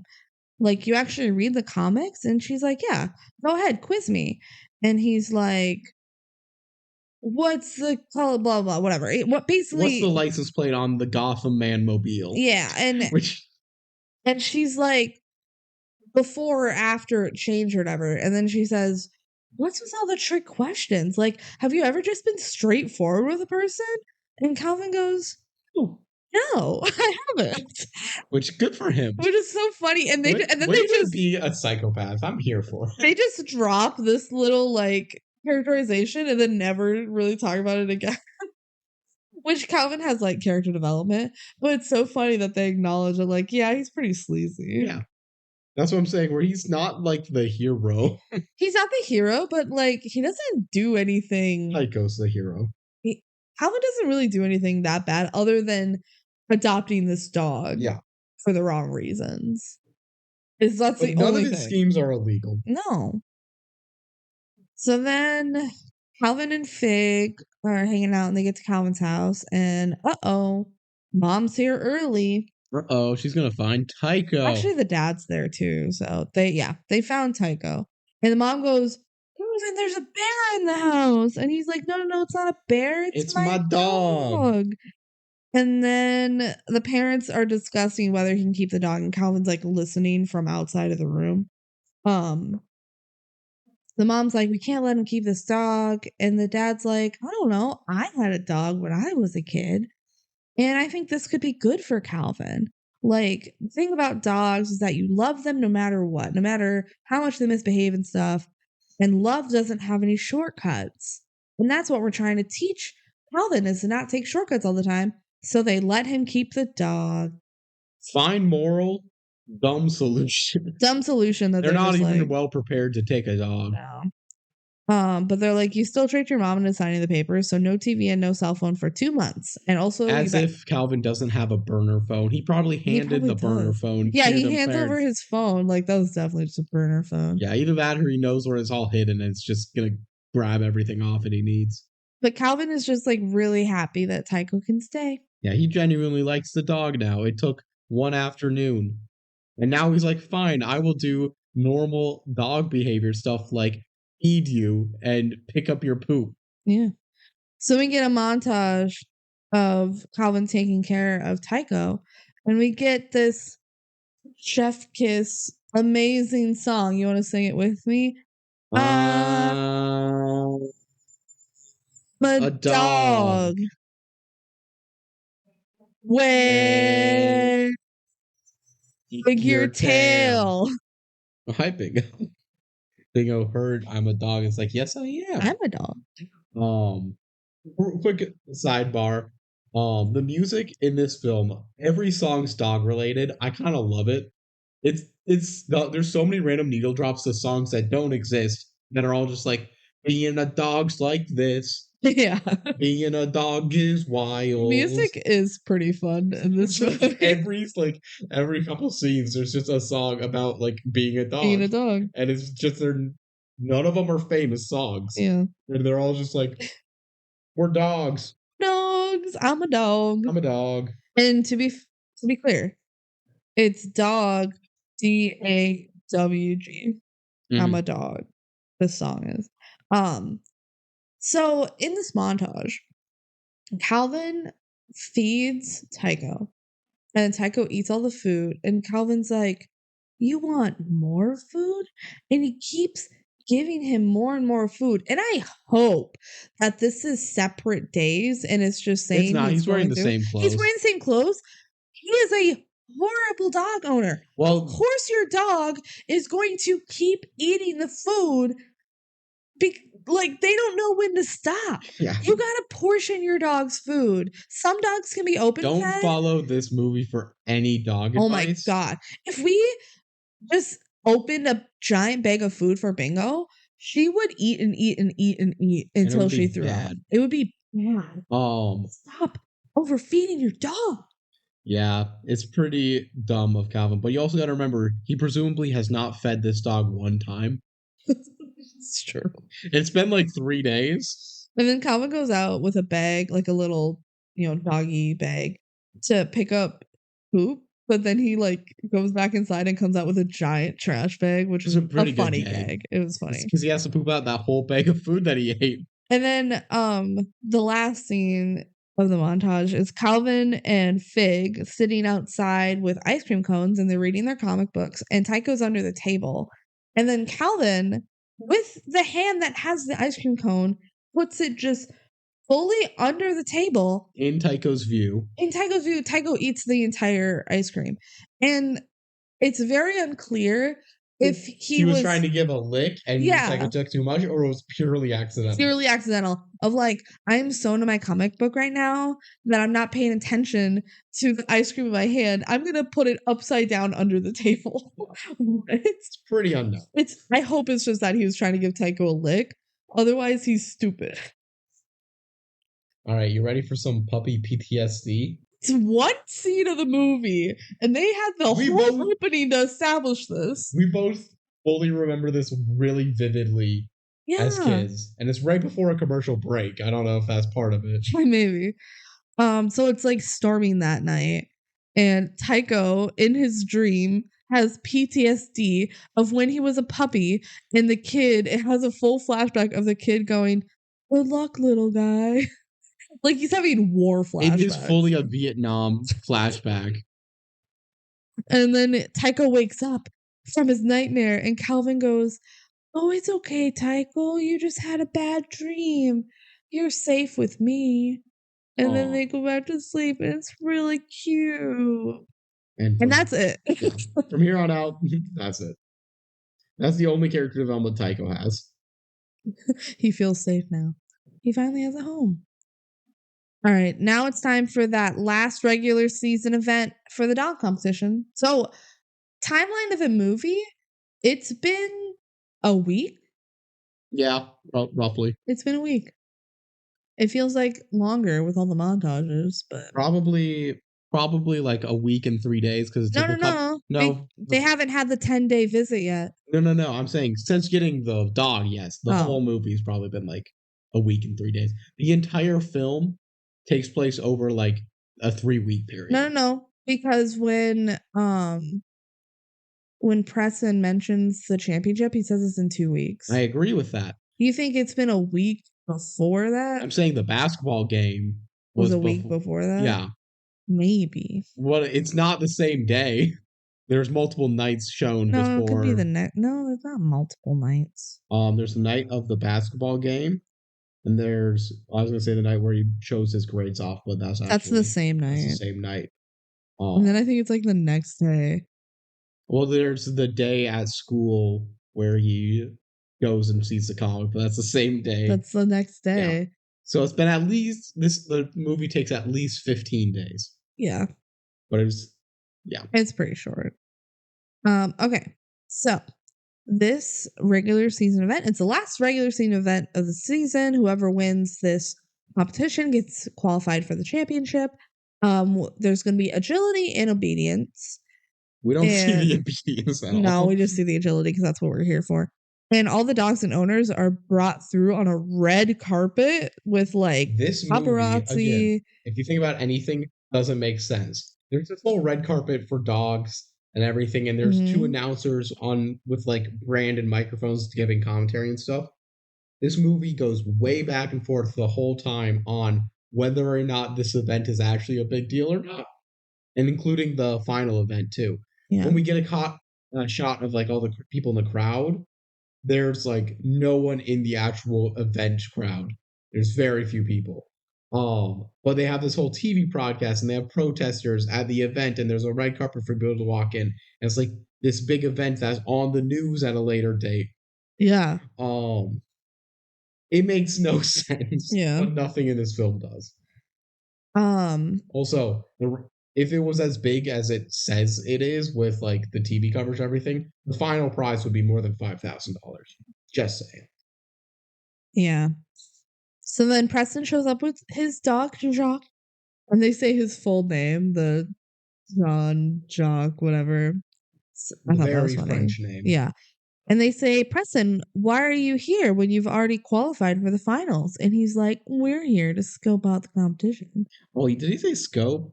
I thought he was like, take out the competition. Like he wants to win so another team doesn't make it.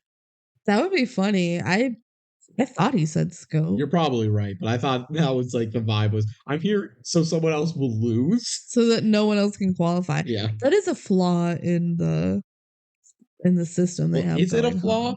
Because if the same team keeps winning, you obviously need to beat them at least once. But then you're not going to have a finals championship if they just win every event. So then the whole thing was that have the one dog run itself. No, it's an entertainment failure. They like funded this whole event. They need competitors.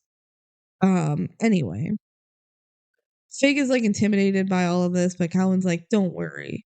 We're going to arrive in style. And he has Fig go like talk to a guy driving a fancy car in front of the red carpet so that Calvin can like get through the door on one side and then come out and make it look like he came out of a fancy car. Note that this is Fig stalling. Later on in the film, he's going to act like he has no idea what the concept of stalling is. Yeah, like he sucks at it when he's already done it once in the film.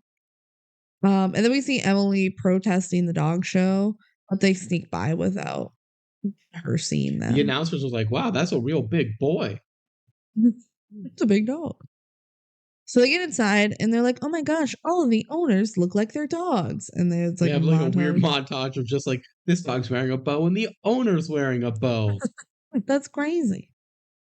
Calvin goes to register for the event and Tycho is notably very dirty. He was laying around in the mud right before they started this all. Yeah.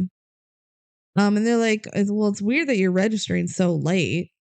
And then Preston comes over and he's like, it's a rule. It's like in section 1 of the rules that dogs need to look good to compete. Like they need clean fur and clipped nails, essentially. And the judge or the person at the table is like, yeah, judge needs to sign off before you can compete.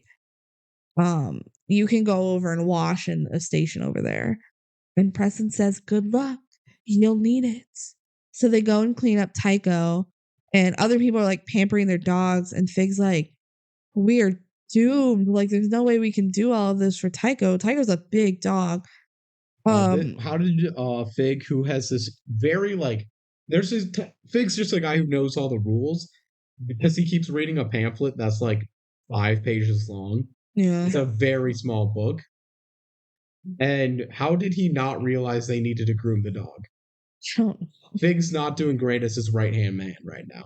He's done a lot so far, though. Oh, I agree. Well, you know what I mean. But Calvin then calls in the high school basketball team. Remember the guy's mom was a hairstylist? The whole team comes and the mom come, and they're like, we're going to work together to get Tycho cleaned up. Mom's like, okay, everyone take your positions. If you're this position in basketball, you got to clip a nail. Mm-hmm.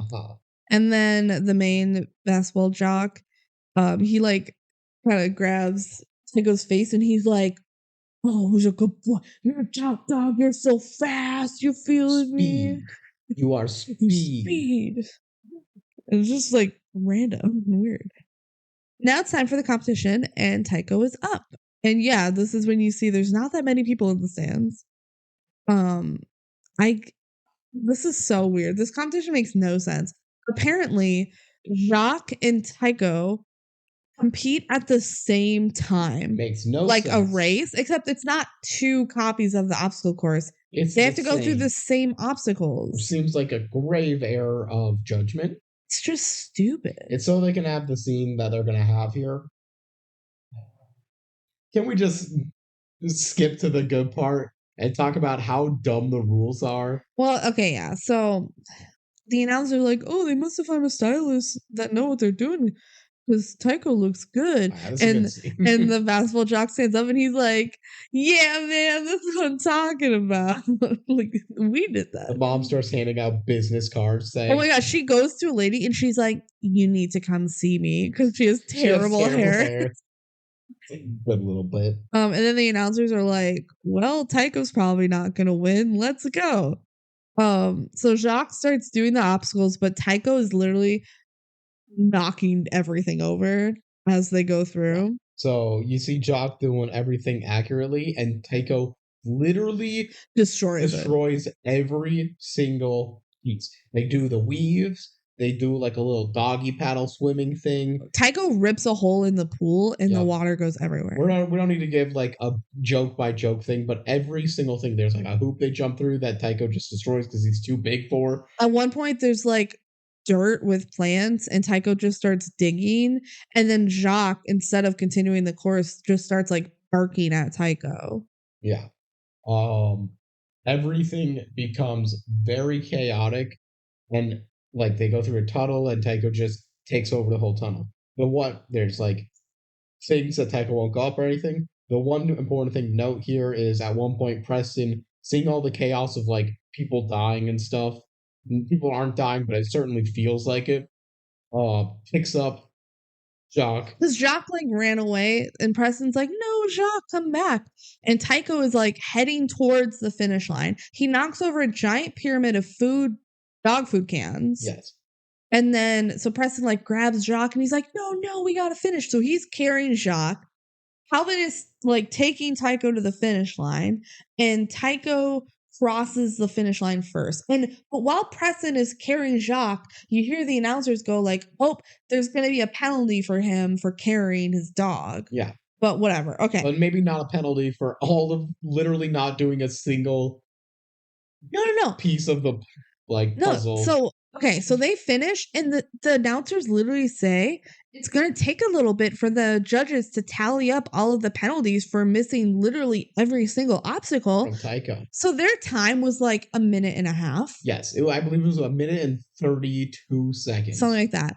After all of the penalties, Tycho's time was like just over 2 minutes. It makes no sense. Even if that was theoretically logical, you could just walk to the finish line. They literally say and win. They literally say it's a new course record. It is the fastest anyone's ever done. That completely, first off, throws out the complete idea that I was starting to form of, oh, maybe it's just a win because he beat Jock. No, this is a course record. This is the fastest anyone's ever done it. I would also believe it if we saw Calvin being the smart whiz he is, reading the rules and realizing there's a loophole. That would make so much sense to me, where he's like, of course we can win this event. They didn't write the rules correct. We can break every obstacle, and as long as we're quick about it, we win. Literally, it takes a normal dog well over 2 minutes, probably 3 minutes, to do the course normally. Which doesn't make any sense. And then, okay, not only that, is the penalty for carrying your dog larger than the penalty of not doing a single obstacle? Apparently, because Jacques finishes right behind Tycho, and he did some of the obstacles. Yeah. At least the majority of them he did. So he didn't get any of those penalties, but he got penalties for being carried. But Tycho breaks a course record? It should be noted, they're not going fast on these obstacles. No, period. And the dogs stop to dig holes, and they still broke a record. It makes me so mad. It's so bad. It makes no sense. The only explanation I got is the people grading these scores are just blatantly lying because they want to see Preston lose. They hate Preston so much But And there's evidence for this theory. We'll get to it later. the next competition, Yeah. we fully believe this is the case. Because that's the only explanation for the next competition. Preston is like, this is bullshit, and he's right. Preston was robbed. Preston was so robbed. Oh my god. So they won the whole competition. We're mad about it. I mean, I love it, but it's also it's genuinely like one of the dumbest things I've seen in a DCOM, in a film in general. This is, I don't know if much thinks that's dumber conceit that I have to believe. Then this is the fastest anyone has ever run this course, and they're gonna go interview and be like, "Wow, how is Tycho so good?" When he broke every obstacle, wasn't going fast in them at all. Can't tell me that walking slowly and getting distracted through every single obstacle and taking all of those penalties is the fastest anyone has ever done this course. Even if like somehow the minute and a half was fast enough, there's no way beyond that no one didn't get it in like the 30-second window that you could do before the penalties. Also, the penalties should be way more than 30 seconds. Total. Yeah. It should be like 5 seconds each thing, right? It should be, his time should be in the 10-minute range. Yeah. Minimum. Honestly, the whole scene felt like longer than 90 seconds. I'm guessing it was pretty much 90 seconds, but it felt longer because there was a lot of slapstick that wasn't that great. Yeah. So then the press after the competition is asking Calvin and Fig questions, and they nickname Tycho. His nickname is Tycho the Terrible. I was completely fine with his nickname until Kelsey identified a much better one. Psycho Tycho. It rhymes. Did they not want to use Psycho? I don't know. Psycho Tycho's so good. It's so good. I thought that's why he was named Tycho. Because he's a psycho. And they ask, how do you feel about going against Preston in the finals? You know, Preston says that he's impossible to beat. Calvin says, you know what the catchphrase is of Gotham Man? Expect the impossible. But he says it like really cool. That the press is like, really say that line a lot. A lot. More than you would think. We didn't mark every time down. I think I did. Never mind. It's like 4 times. It's a lot. It's more than it needs to be. At school, Emily helps Fig put his skateboards into the locker. I guess Fig does both skateboards in his locker. Yeah, and just carries her bag.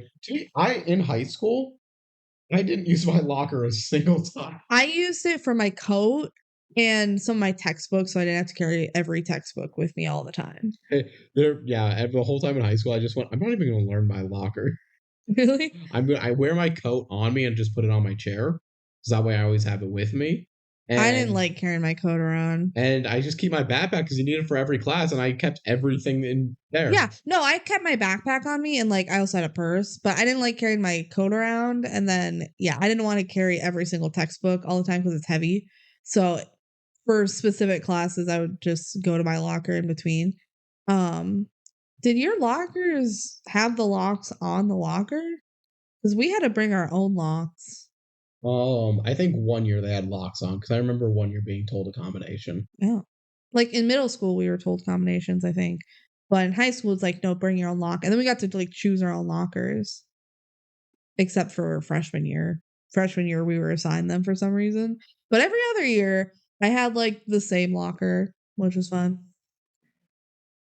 And there was like a senior section where it's like only seniors can pick lockers in this section. But honestly, it is so out of the way of the rest of the school. I didn't go there.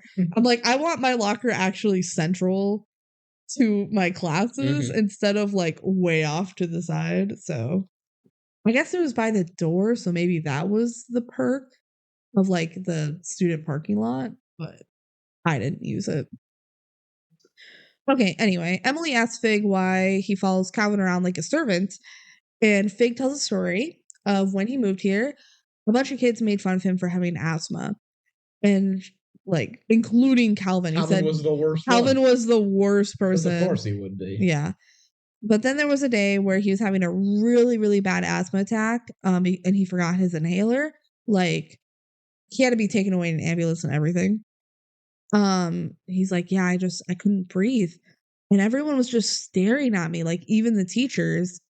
But Calvin remembered that the janitor also has asthma. He ran and grabbed his inhaler and he saved the day. And then after that, saved his life. Yeah, and then after that, he visited Fig in the hospital every single day, reading comic books. They would read Gotham Man together. Like, that's kind of a crazy story that Calvin was like his meanest bully, and then it like he used saved his his connections life. and knowledge to say it's one of the things. Calvin Wheeler is such a unique character. Yeah. I mean, it's just literally unbelievable. Not only did he save his life, he visited him every day in the hospital. Yeah. He like felt so guilty for making fun of this kid with asthma that he like became his best friend. Yep. As one does. Yeah, Emily says, so there really is a heart of gold in there. And Fig's like, yeah, deep down there sometimes, but yeah. So then Emily shows up to Calvin's house for the follow-up visit. So it's been 10 days since he had Tycho. Tycho brings over a box of pizza for them to eat. So he's like trained enough to bring over pizza. Yeah, I guess we shouldn't get out Calvin. He's just very good. But he's not good with his dog. Yeah. From what we've seen, but now I guess he's good. He is. Then after they eat, Calvin and Emily play some video games and they talk about Gotham Man and other comics. They're playing the Nintendo 64 and the console doesn't have a game in it. And I'm mad about it. And Kelsey didn't want to put it in the notes, but I'm bringing it up. Yeah. And it's just, why is there no game in the console when they're playing a game? Well, it's not even a real video game. Like, I think it is. I just don't know it. Well, Emily wins the video game. And she's a gamer girl. As she's about to leave, Calvin asks her to go to the dance with him. Oh my god, remember the beginning of the movie when he was interviewing people? She passed the interview. And she's like, well, your qualifications are impressive, but do you look good in spring colors? Something like she's mocking the girl. And he's like, I do actually. And she's like, well, then it's a date and they're being all cute. Pick me up at 8. But then the news turns on. Apparently Calvin switched off from his gaming console to the news. Wrong. Big mistake. That's a pun. He absolutely punts. The news talks about the dog competition and it shows Calvin and Tycho. So Emily storms out, but Calvin's like, wait, no. And she's like, what was your plan with Tycho? Were you just going to return him to the shelter? And Calvin's like, no, that's just how it started. And she's like, what? So now you've changed and you love Tycho? Then prove it. Don't do the show. She still thinks the shows are super exploitative, which, sure, but at the same time, not really. I feel like maybe dog shows, but this is like agility courses and obedience. I feel like dogs, no one really is mad at agility. Dogs love that shit. That's good exercise for them. It's good training. Yeah. In terms of healthier, like agility, no one I really see as an issue. Like the grooming and stuff, maybe, but that's it. But like dogs need to be groomed. It doesn't feel that exploitative to me. No, I think she's overreacting. What would PETA say? She needs to do other stuff other than like, oh, this local dog show that's an agility course is terrible. Like, it's not. Well, it also is on the national news. It wasn't. There's no way. That was definitely a local news station. And then Fig shows up and because he found a lost dog poster. It has Tycho's picture on it. So it looks like Tycho has another home. What? No. There's even a reward to bring Tycho back. And it's $5,000. We don't know how much it is. We don't they don't say, but like, okay. For the record, it's revealed later that Preston made this up. He's willing to pay for Calvin to not be in that competition. And I feel like Calvin would accept. It's so, why does it not get talked about? If he just buys him the comic, Calvin won't do the dog show, but they don't talk about it. Anyway, let's pretend like we don't know that yet. There's an reward during Tycho back. Calvin's like, I I'm don't not care. bringing Tycho back. I don't care. Take down all the flyers. I love Tycho. And Fig is like, but this is his real home. Think about it. If you lost Tycho, wouldn't you want him back? And Calvin's like, just do it, Fig. But then Fig says no. Fig stands up for himself. Whoa. He's like, people always say that you're selfish. And I didn't believe it until now. And he leaves. Dun, dun, dun. He's like, you gotta do what's right by Tycho. Honestly, though, I'm on Calvin's side. This is my dog now. Like, sorry. I feel like this looks really bad on the shelter to not notice that the dog was missing. Yeah. Especially because presumably Tycho was in the shelter for a while long before time. the movie But really Calvin gets going. doesn't know this. Emily realizes this is bullshit immediately, but Calvin doesn't know and Fig doesn't know. Yeah. So that's fine, logical enough, but yeah.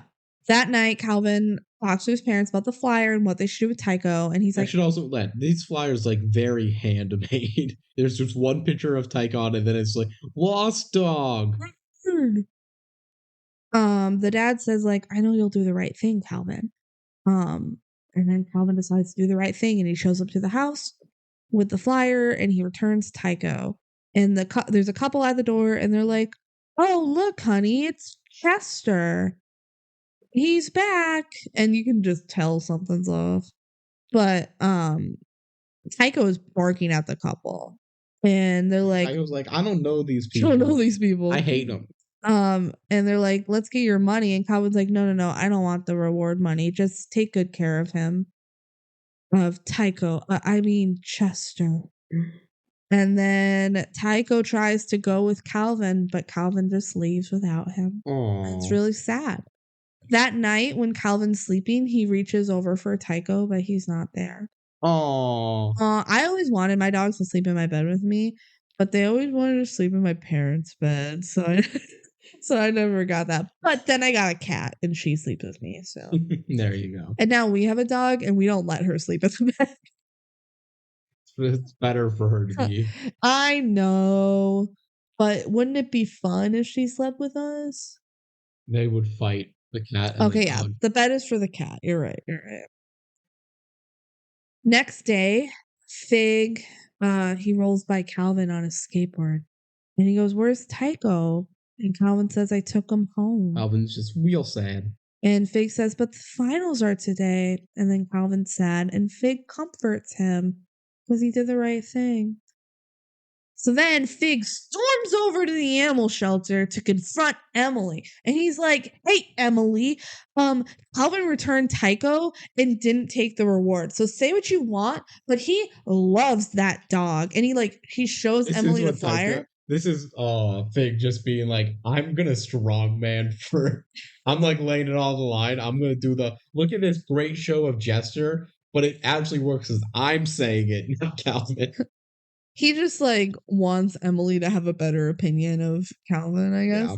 And he shows her the flyer, and Emily's immediately wait a minute. No, I took this picture at the shelter. There's no way this is Tycho's family when this picture is mine. So they're lying. So they go to Calvin and they show him that she took the picture, and they realize that it must have been Preston who made the posters. And we get cuts of Preston stapling up the poster and looking evil at the camera. It's so funny. It's so unnecessary, but it's so funny. And they're like, "Well, who are these people that took Tycho? It must have been someone that Preston could control." And then it flashes back to the literally 1 second of the dude who was bringing in the lawn fountain. Yeah, and Preston being like, "No, put it there, you idiot," or whatever. Yeah, this is so dumb. Again, nothing in this movie actually makes sense. I feel like I say that too often. But you could literally just have this be a random person instead of being someone who was being ridiculed at. Why did they need to justify who these people are? They didn't. They didn't. They could have even just said, Must have been someone he knew. I guess then Calvin goes, I knew that guy looked familiar. I guess it's more justification for them to be sure that these are fake owners. Yeah. You know, it doesn't matter. Whatever. I feel like the evidence of the picture is enough, and it was like actually an earned victory. And yeah, and as we mentioned, Emily would know that he's been at the shelter for a long time and he was picked up off the street. Yeah. But they don't mention that. Whatever. They hear, okay, so they're like, we gotta go save Tycho. So they go to the house and they hear Tycho barking inside the house and they see him through the little basement window because he's being neglected because they don't actually care about him. They don't love this dog. Love him. The couple argues about getting rid of Tycho. The girl's like, if you don't get rid of him, it's the dog or me. The guy's like, I don't even care about this. They're like, should we call for help? But like, nope, no time for help. So Fig, you have to go distract the couple at the door while we sneak in the back and get Tycho. And he's like, but I'm not good at lying like you. Again, he stalled the guy earlier, so he should be able to do this. Is the reason Preston did all of this because he thinks Tycho's gonna win, or just because he doesn't like Calvin and Tycho? Both. Why is he so threatened by them? He just wants to be the best, and also he hates Calvin. I guess that's a good enough reason. Yeah, and he's evil. Yeah. And they're like, Fig, you can do this. Just think about Gotham Man reference. He's like, yeah, he literally stalled a car for 10 seconds earlier in the film, but now we have to act like stalling for a minute's impossible. So then Fig goes to the door and they open the door and he's like, hi, do you want these magazines? And he pulls a bunch of magazines out of his backpack. Why does he have those? For the bit. I thought he was going to say he was selling comic books. Yeah, that would make way more sense. I know. We should have written this movie. We would have written this better. And then Calvin's like in the house behind him and he motions for Fig to fake an asthma attack. So then he does. And then the lady goes, I think he has the asthma. Why was the lady doing such an accent? Because she doesn't get any acting roles and she wanted to want to do something fun. Yeah. And then the guy goes, if he dies on her porch, he can probably sue us or something. Seems reasonable. And then they sneak Tycho out and Fig runs away. So Fig's like, oh, I'm fine. Goodbye. Bye. So they have Tycho back, yay. And then Emily says, when do the finals start? And Fig looks at his watch, 8 minutes ago. Uh-oh. Emily says, you have to compete to make Preston lose. He sucks. Yeah. Emily still believes it's exploitative, but it's like, I don't want Preston to win. No, fuck that guy. He made this random couple take Tycho away. Fuck this guy. Yeah. So Calvin's parents are like, okay, buckle up. You can take our car. And then we get a nice little car ride and where everyone's going. But first, before he agrees to actually go do the competition, he says, it's up to Tycho. What do you think, Tycho? And Tycho goes, bark, bark. Tycho fully understands English. He just occasionally chooses to react to it. Yeah. That's probably a lot of dogs understand a lot of English. That more than we think they do. You know? I think Bingo understands us right now. No. At the competition, the theme is around the world. I didn't write down any of the puns, but you were having a blast. God. It's great. They got these puns, which are just terrible. Do you remember any of them? Mount Ruffmore or Ruffmore. Yeah. The Artful Tower. And there's some stuff that are just they're so dumb because some of them are not even based on figurines, but they got these big sets where it's a historical landmark, but it's dog themed. With dog. They spent so much money on the production design on this, and for what? You were having a great time. There was so many and puns. All the announcers are making all these puns. I'm a pun man. I love these puns. It was pretty good. Preston is now up with Jacques. So remember, this is the competition where you have 90 seconds to do whatever tricks you want, and the judges give you points based on your performance.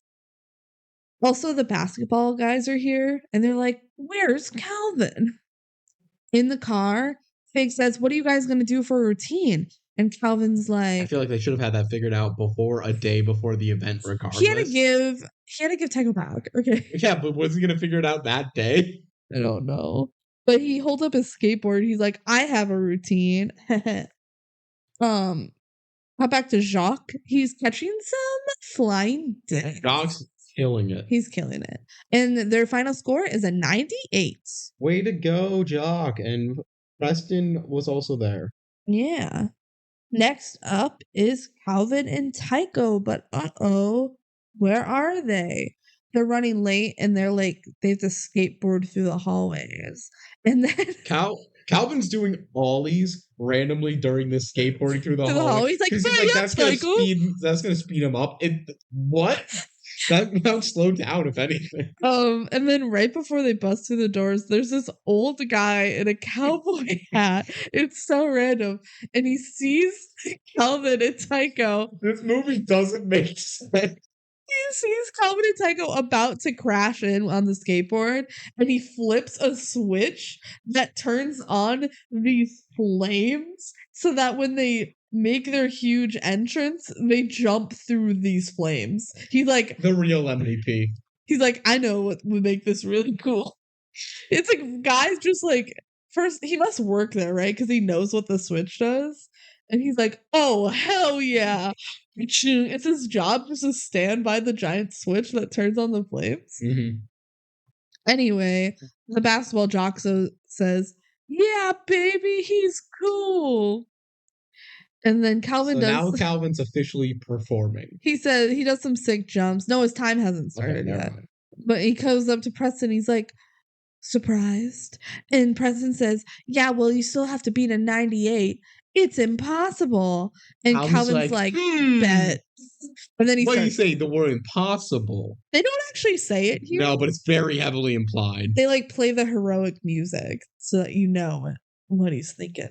And now they start the routine. Now their time has started. So the routine, which I am mentally still debating if I think this is something that I can like buy into or not. The whole bit of the thing is Calvin's going to be doing all the tricks and his dog's going to be leading him through the course. Yeah. Which is kind of a clever idea and a fun idea.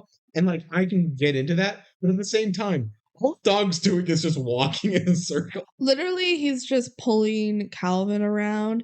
And the competition's supposed to be what can your dog do? And all he did was teach him how to pull a rope. And he goes through the Eiffel Tower once, and Calvin doesn't follow through because it's way too small of a goal. And he does some of the jumps. Yeah. Finally. Don't know how Tycho knows how to do everything now, but whatever. Also, he does in the tunnel. Calvin does like a full loop-de-loop on the skateboard, but you don't see him doing it. You see the camera loop around. Yeah, because they don't want to actually show him doing a very tight tunnel loop-de-loop.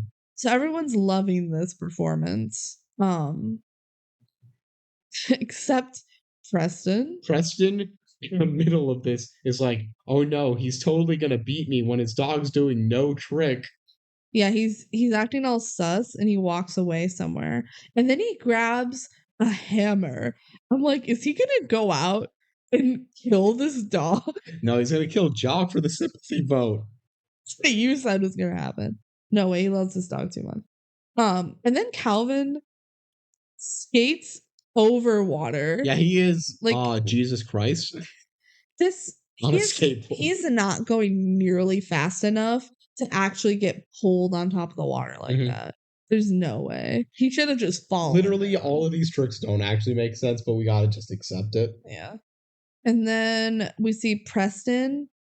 He's holding Jacques, by the way. Yeah. He like goes under a ramp and he knocks some wood below. Apparently, this ramp is very structurally unsound because it takes one wood piece being gone. Takes a little tap tap.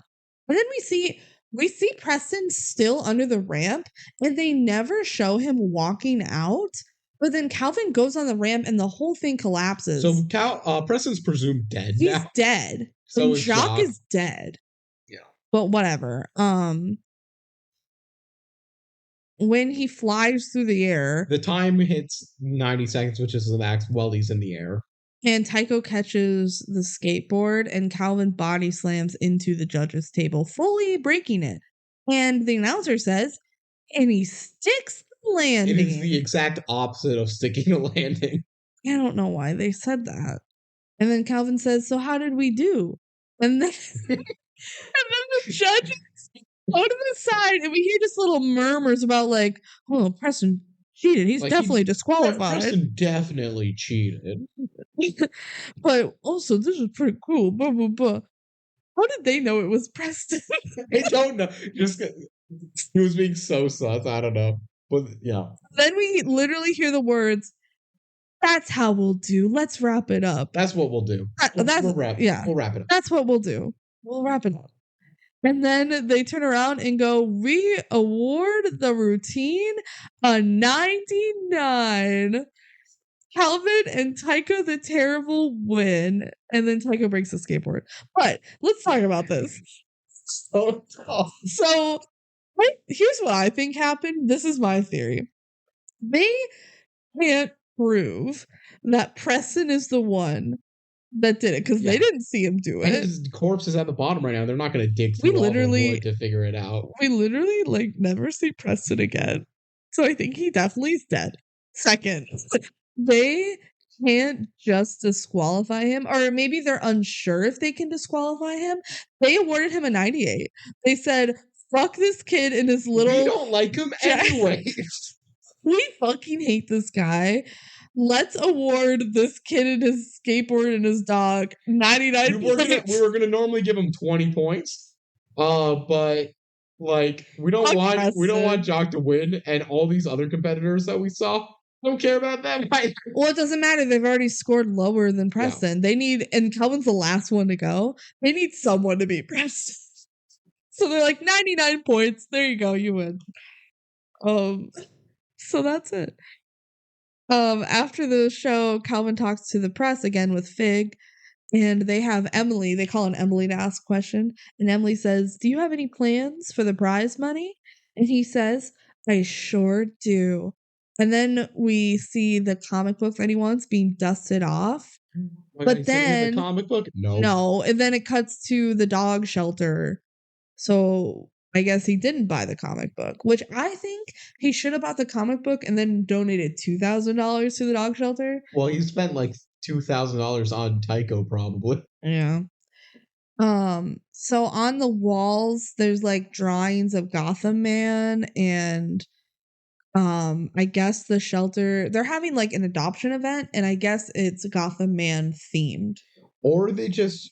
part of the money coming in was you have to make this a Gotham Man shelter. It's so weird. And we see the basketball jock boy. He has a little kitten. He's holding a kitten. It's so cute. And we learn Calvin obviously donated the money to the shelter. And they're at this adoption fair. And they see, this is the end of the movie now. They see this little chihuahua mix, maybe it is just a chihuahua. I don't know. It's a little dog barking at everyone, and this little girl goes, he's too chatty for our house. And Calvin says, we gotta work on Rufus's social skills. And Emily's like, you named him? You know we're not supposed to name them. Because this is still a kill shelter. Yeah. And he goes, well, he just looks like a Rufus. And Fig goes, come on, guys. He's just scared. That's all. And then Fig goes in and he holds Rufus. And everyone's like, you're bonding with his dog? Yeah, would you look at that? And then Fig says, hey, you know what? This guy's maybe 5.2, 5.3 pounds. How does he know this number so accurately off the top of his head? He lifts weights. Very small weights. He's he's definitely under the weight limit for my apartment. Which, again... I feel like the dog's more than 5 pounds. The dog was definitely more than 5 pounds. But whatever. Because our little dog is 17 pounds. And I would believe that dog weighs less than our dog. But not by more than 15 pounds. No, that dog's definitely over 7 pounds. But whatever, let's pretend he's 5 pounds. And then Emily says, "Uh-oh, you better watch out, Calvin. This is competition for Tycho." And Calvin's like, "Yeah, right." But then Fig has Rufus do some little spins, and Calvin's like, "Uh-oh." Oh no. Oh no. He can do a spin. Is my act of running through an agility course as fast as I can and Destroying it. skateboarding not good enough anymore? I don't know why it wouldn't be. It's been working so far. But Jacques could do spins. He wasn't worried about that. Anyway, Calvin's like, "Hey, Fig, you and me, we gotta team up. Like, you and Rufus, me and Tycho would be unstoppable. At the very least, you gotta let me, you're gonna need a manager, like, right?" And then it fades out and the movie ends on Tycho, but it does one of those things where It's like a circle fade. yeah, and well, the circle just gets smaller. I don't know why it does this. It's like a spotlight on him. It looked like he was gonna wink at the end, but he doesn't. But he doesn't. And that's the end of the movie, and we hear the Kyle Massey song about being a dog. I don't know. What's your opinion on Life is Rough? It's pretty fun. It is so dumb. I love that it's dumb, that dumb, but Yeah. it's honestly so dumb that it's like too much. Where it's like none of this makes sense if I take one step back.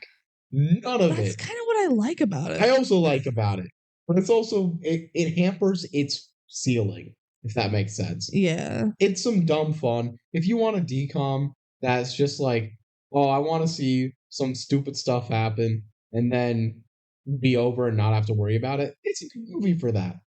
I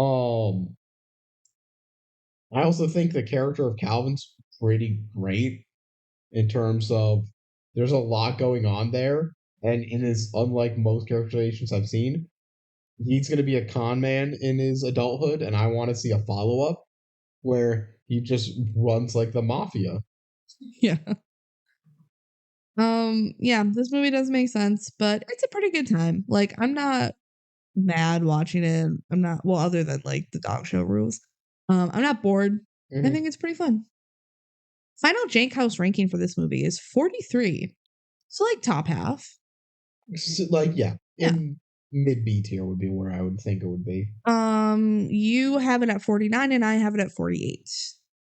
So pretty similar. Yeah. I have it, let me see what tier. I'm guessing B tier. Yeah, I have it at the bottom of my B tier. And I have it at the middle of my B tier. So yeah. Pretty similar. Yeah, pretty similar. Pretty fun. Pretty cool. That's Kyle Massey's only DCOM. Yeah. Yeah. Not much else to say. Thank you guys for listening. If you have any thoughts on Life is Rough, you can email us at decomduo@gmail.com. You can follow our TikTok. That's the DCOM Duo on TikTok. We post all these on YouTube if you want to comment there. Whatever. You can also just listen to all the different ways you can listen to it. Yeah. Now it's time to spin the wheel for our next episode. What do you think? Ooh. What do you think it's going to be? Twins. Oh, shit. That's a good one. Well, it's not, but it's a good guess. I'm going to say Cloud 9. I'm still waiting for that one to happen. I've rigged the wheel so it'll never come up. I spin the wheel. Yeah, you could just lie to me and say that it comes up, and I wouldn't probably fact check you. That's probably true. I could just pick any movie I want. You've really not taken that much power over that. All right, ready? Oh my god. Uh-oh. That's not a good reaction. I can't believe after Life is Rough, we roll You Lucky Dog. I thought it was going to be that with that reaction. Okay. My god. This one is horrible. This is, by many publications, the worst Disney Channel original movie. Period. Good reason. We'll say it is not last place on our list. No. But that's more because of other movies than because of it. It's still really bad. Yeah. Well, you know what? We had a hot streak going for a bit. Why have we got to have 2 dog movies in a row? That's so weird. We're going to be done with dog movies after next episode. What the heck, Wheel? The DCOM gods are not smiling down on us. Which it's because we started this section of movies so hot with like Teen Beach Movie and Lemonade Mouth, and there was some good stuff going for a bit. And now it's like, here's You Lucky Dog. Go fetch. Oh, there was also Can of Worms as another That was dog fun. movie. Oh, well, it's a little different. It's a little different. He's an I'm alien. saying that was part of the hot streak. Yeah. And now we're done with like all the dogs. And You Lucky Dog's the last one. So if you want to hear us talk about it, join us for the next episode of the DCOM Doggo. Tune in 2 weeks to hear us talk about You Lucky Dog. Thank you for listening. Bye.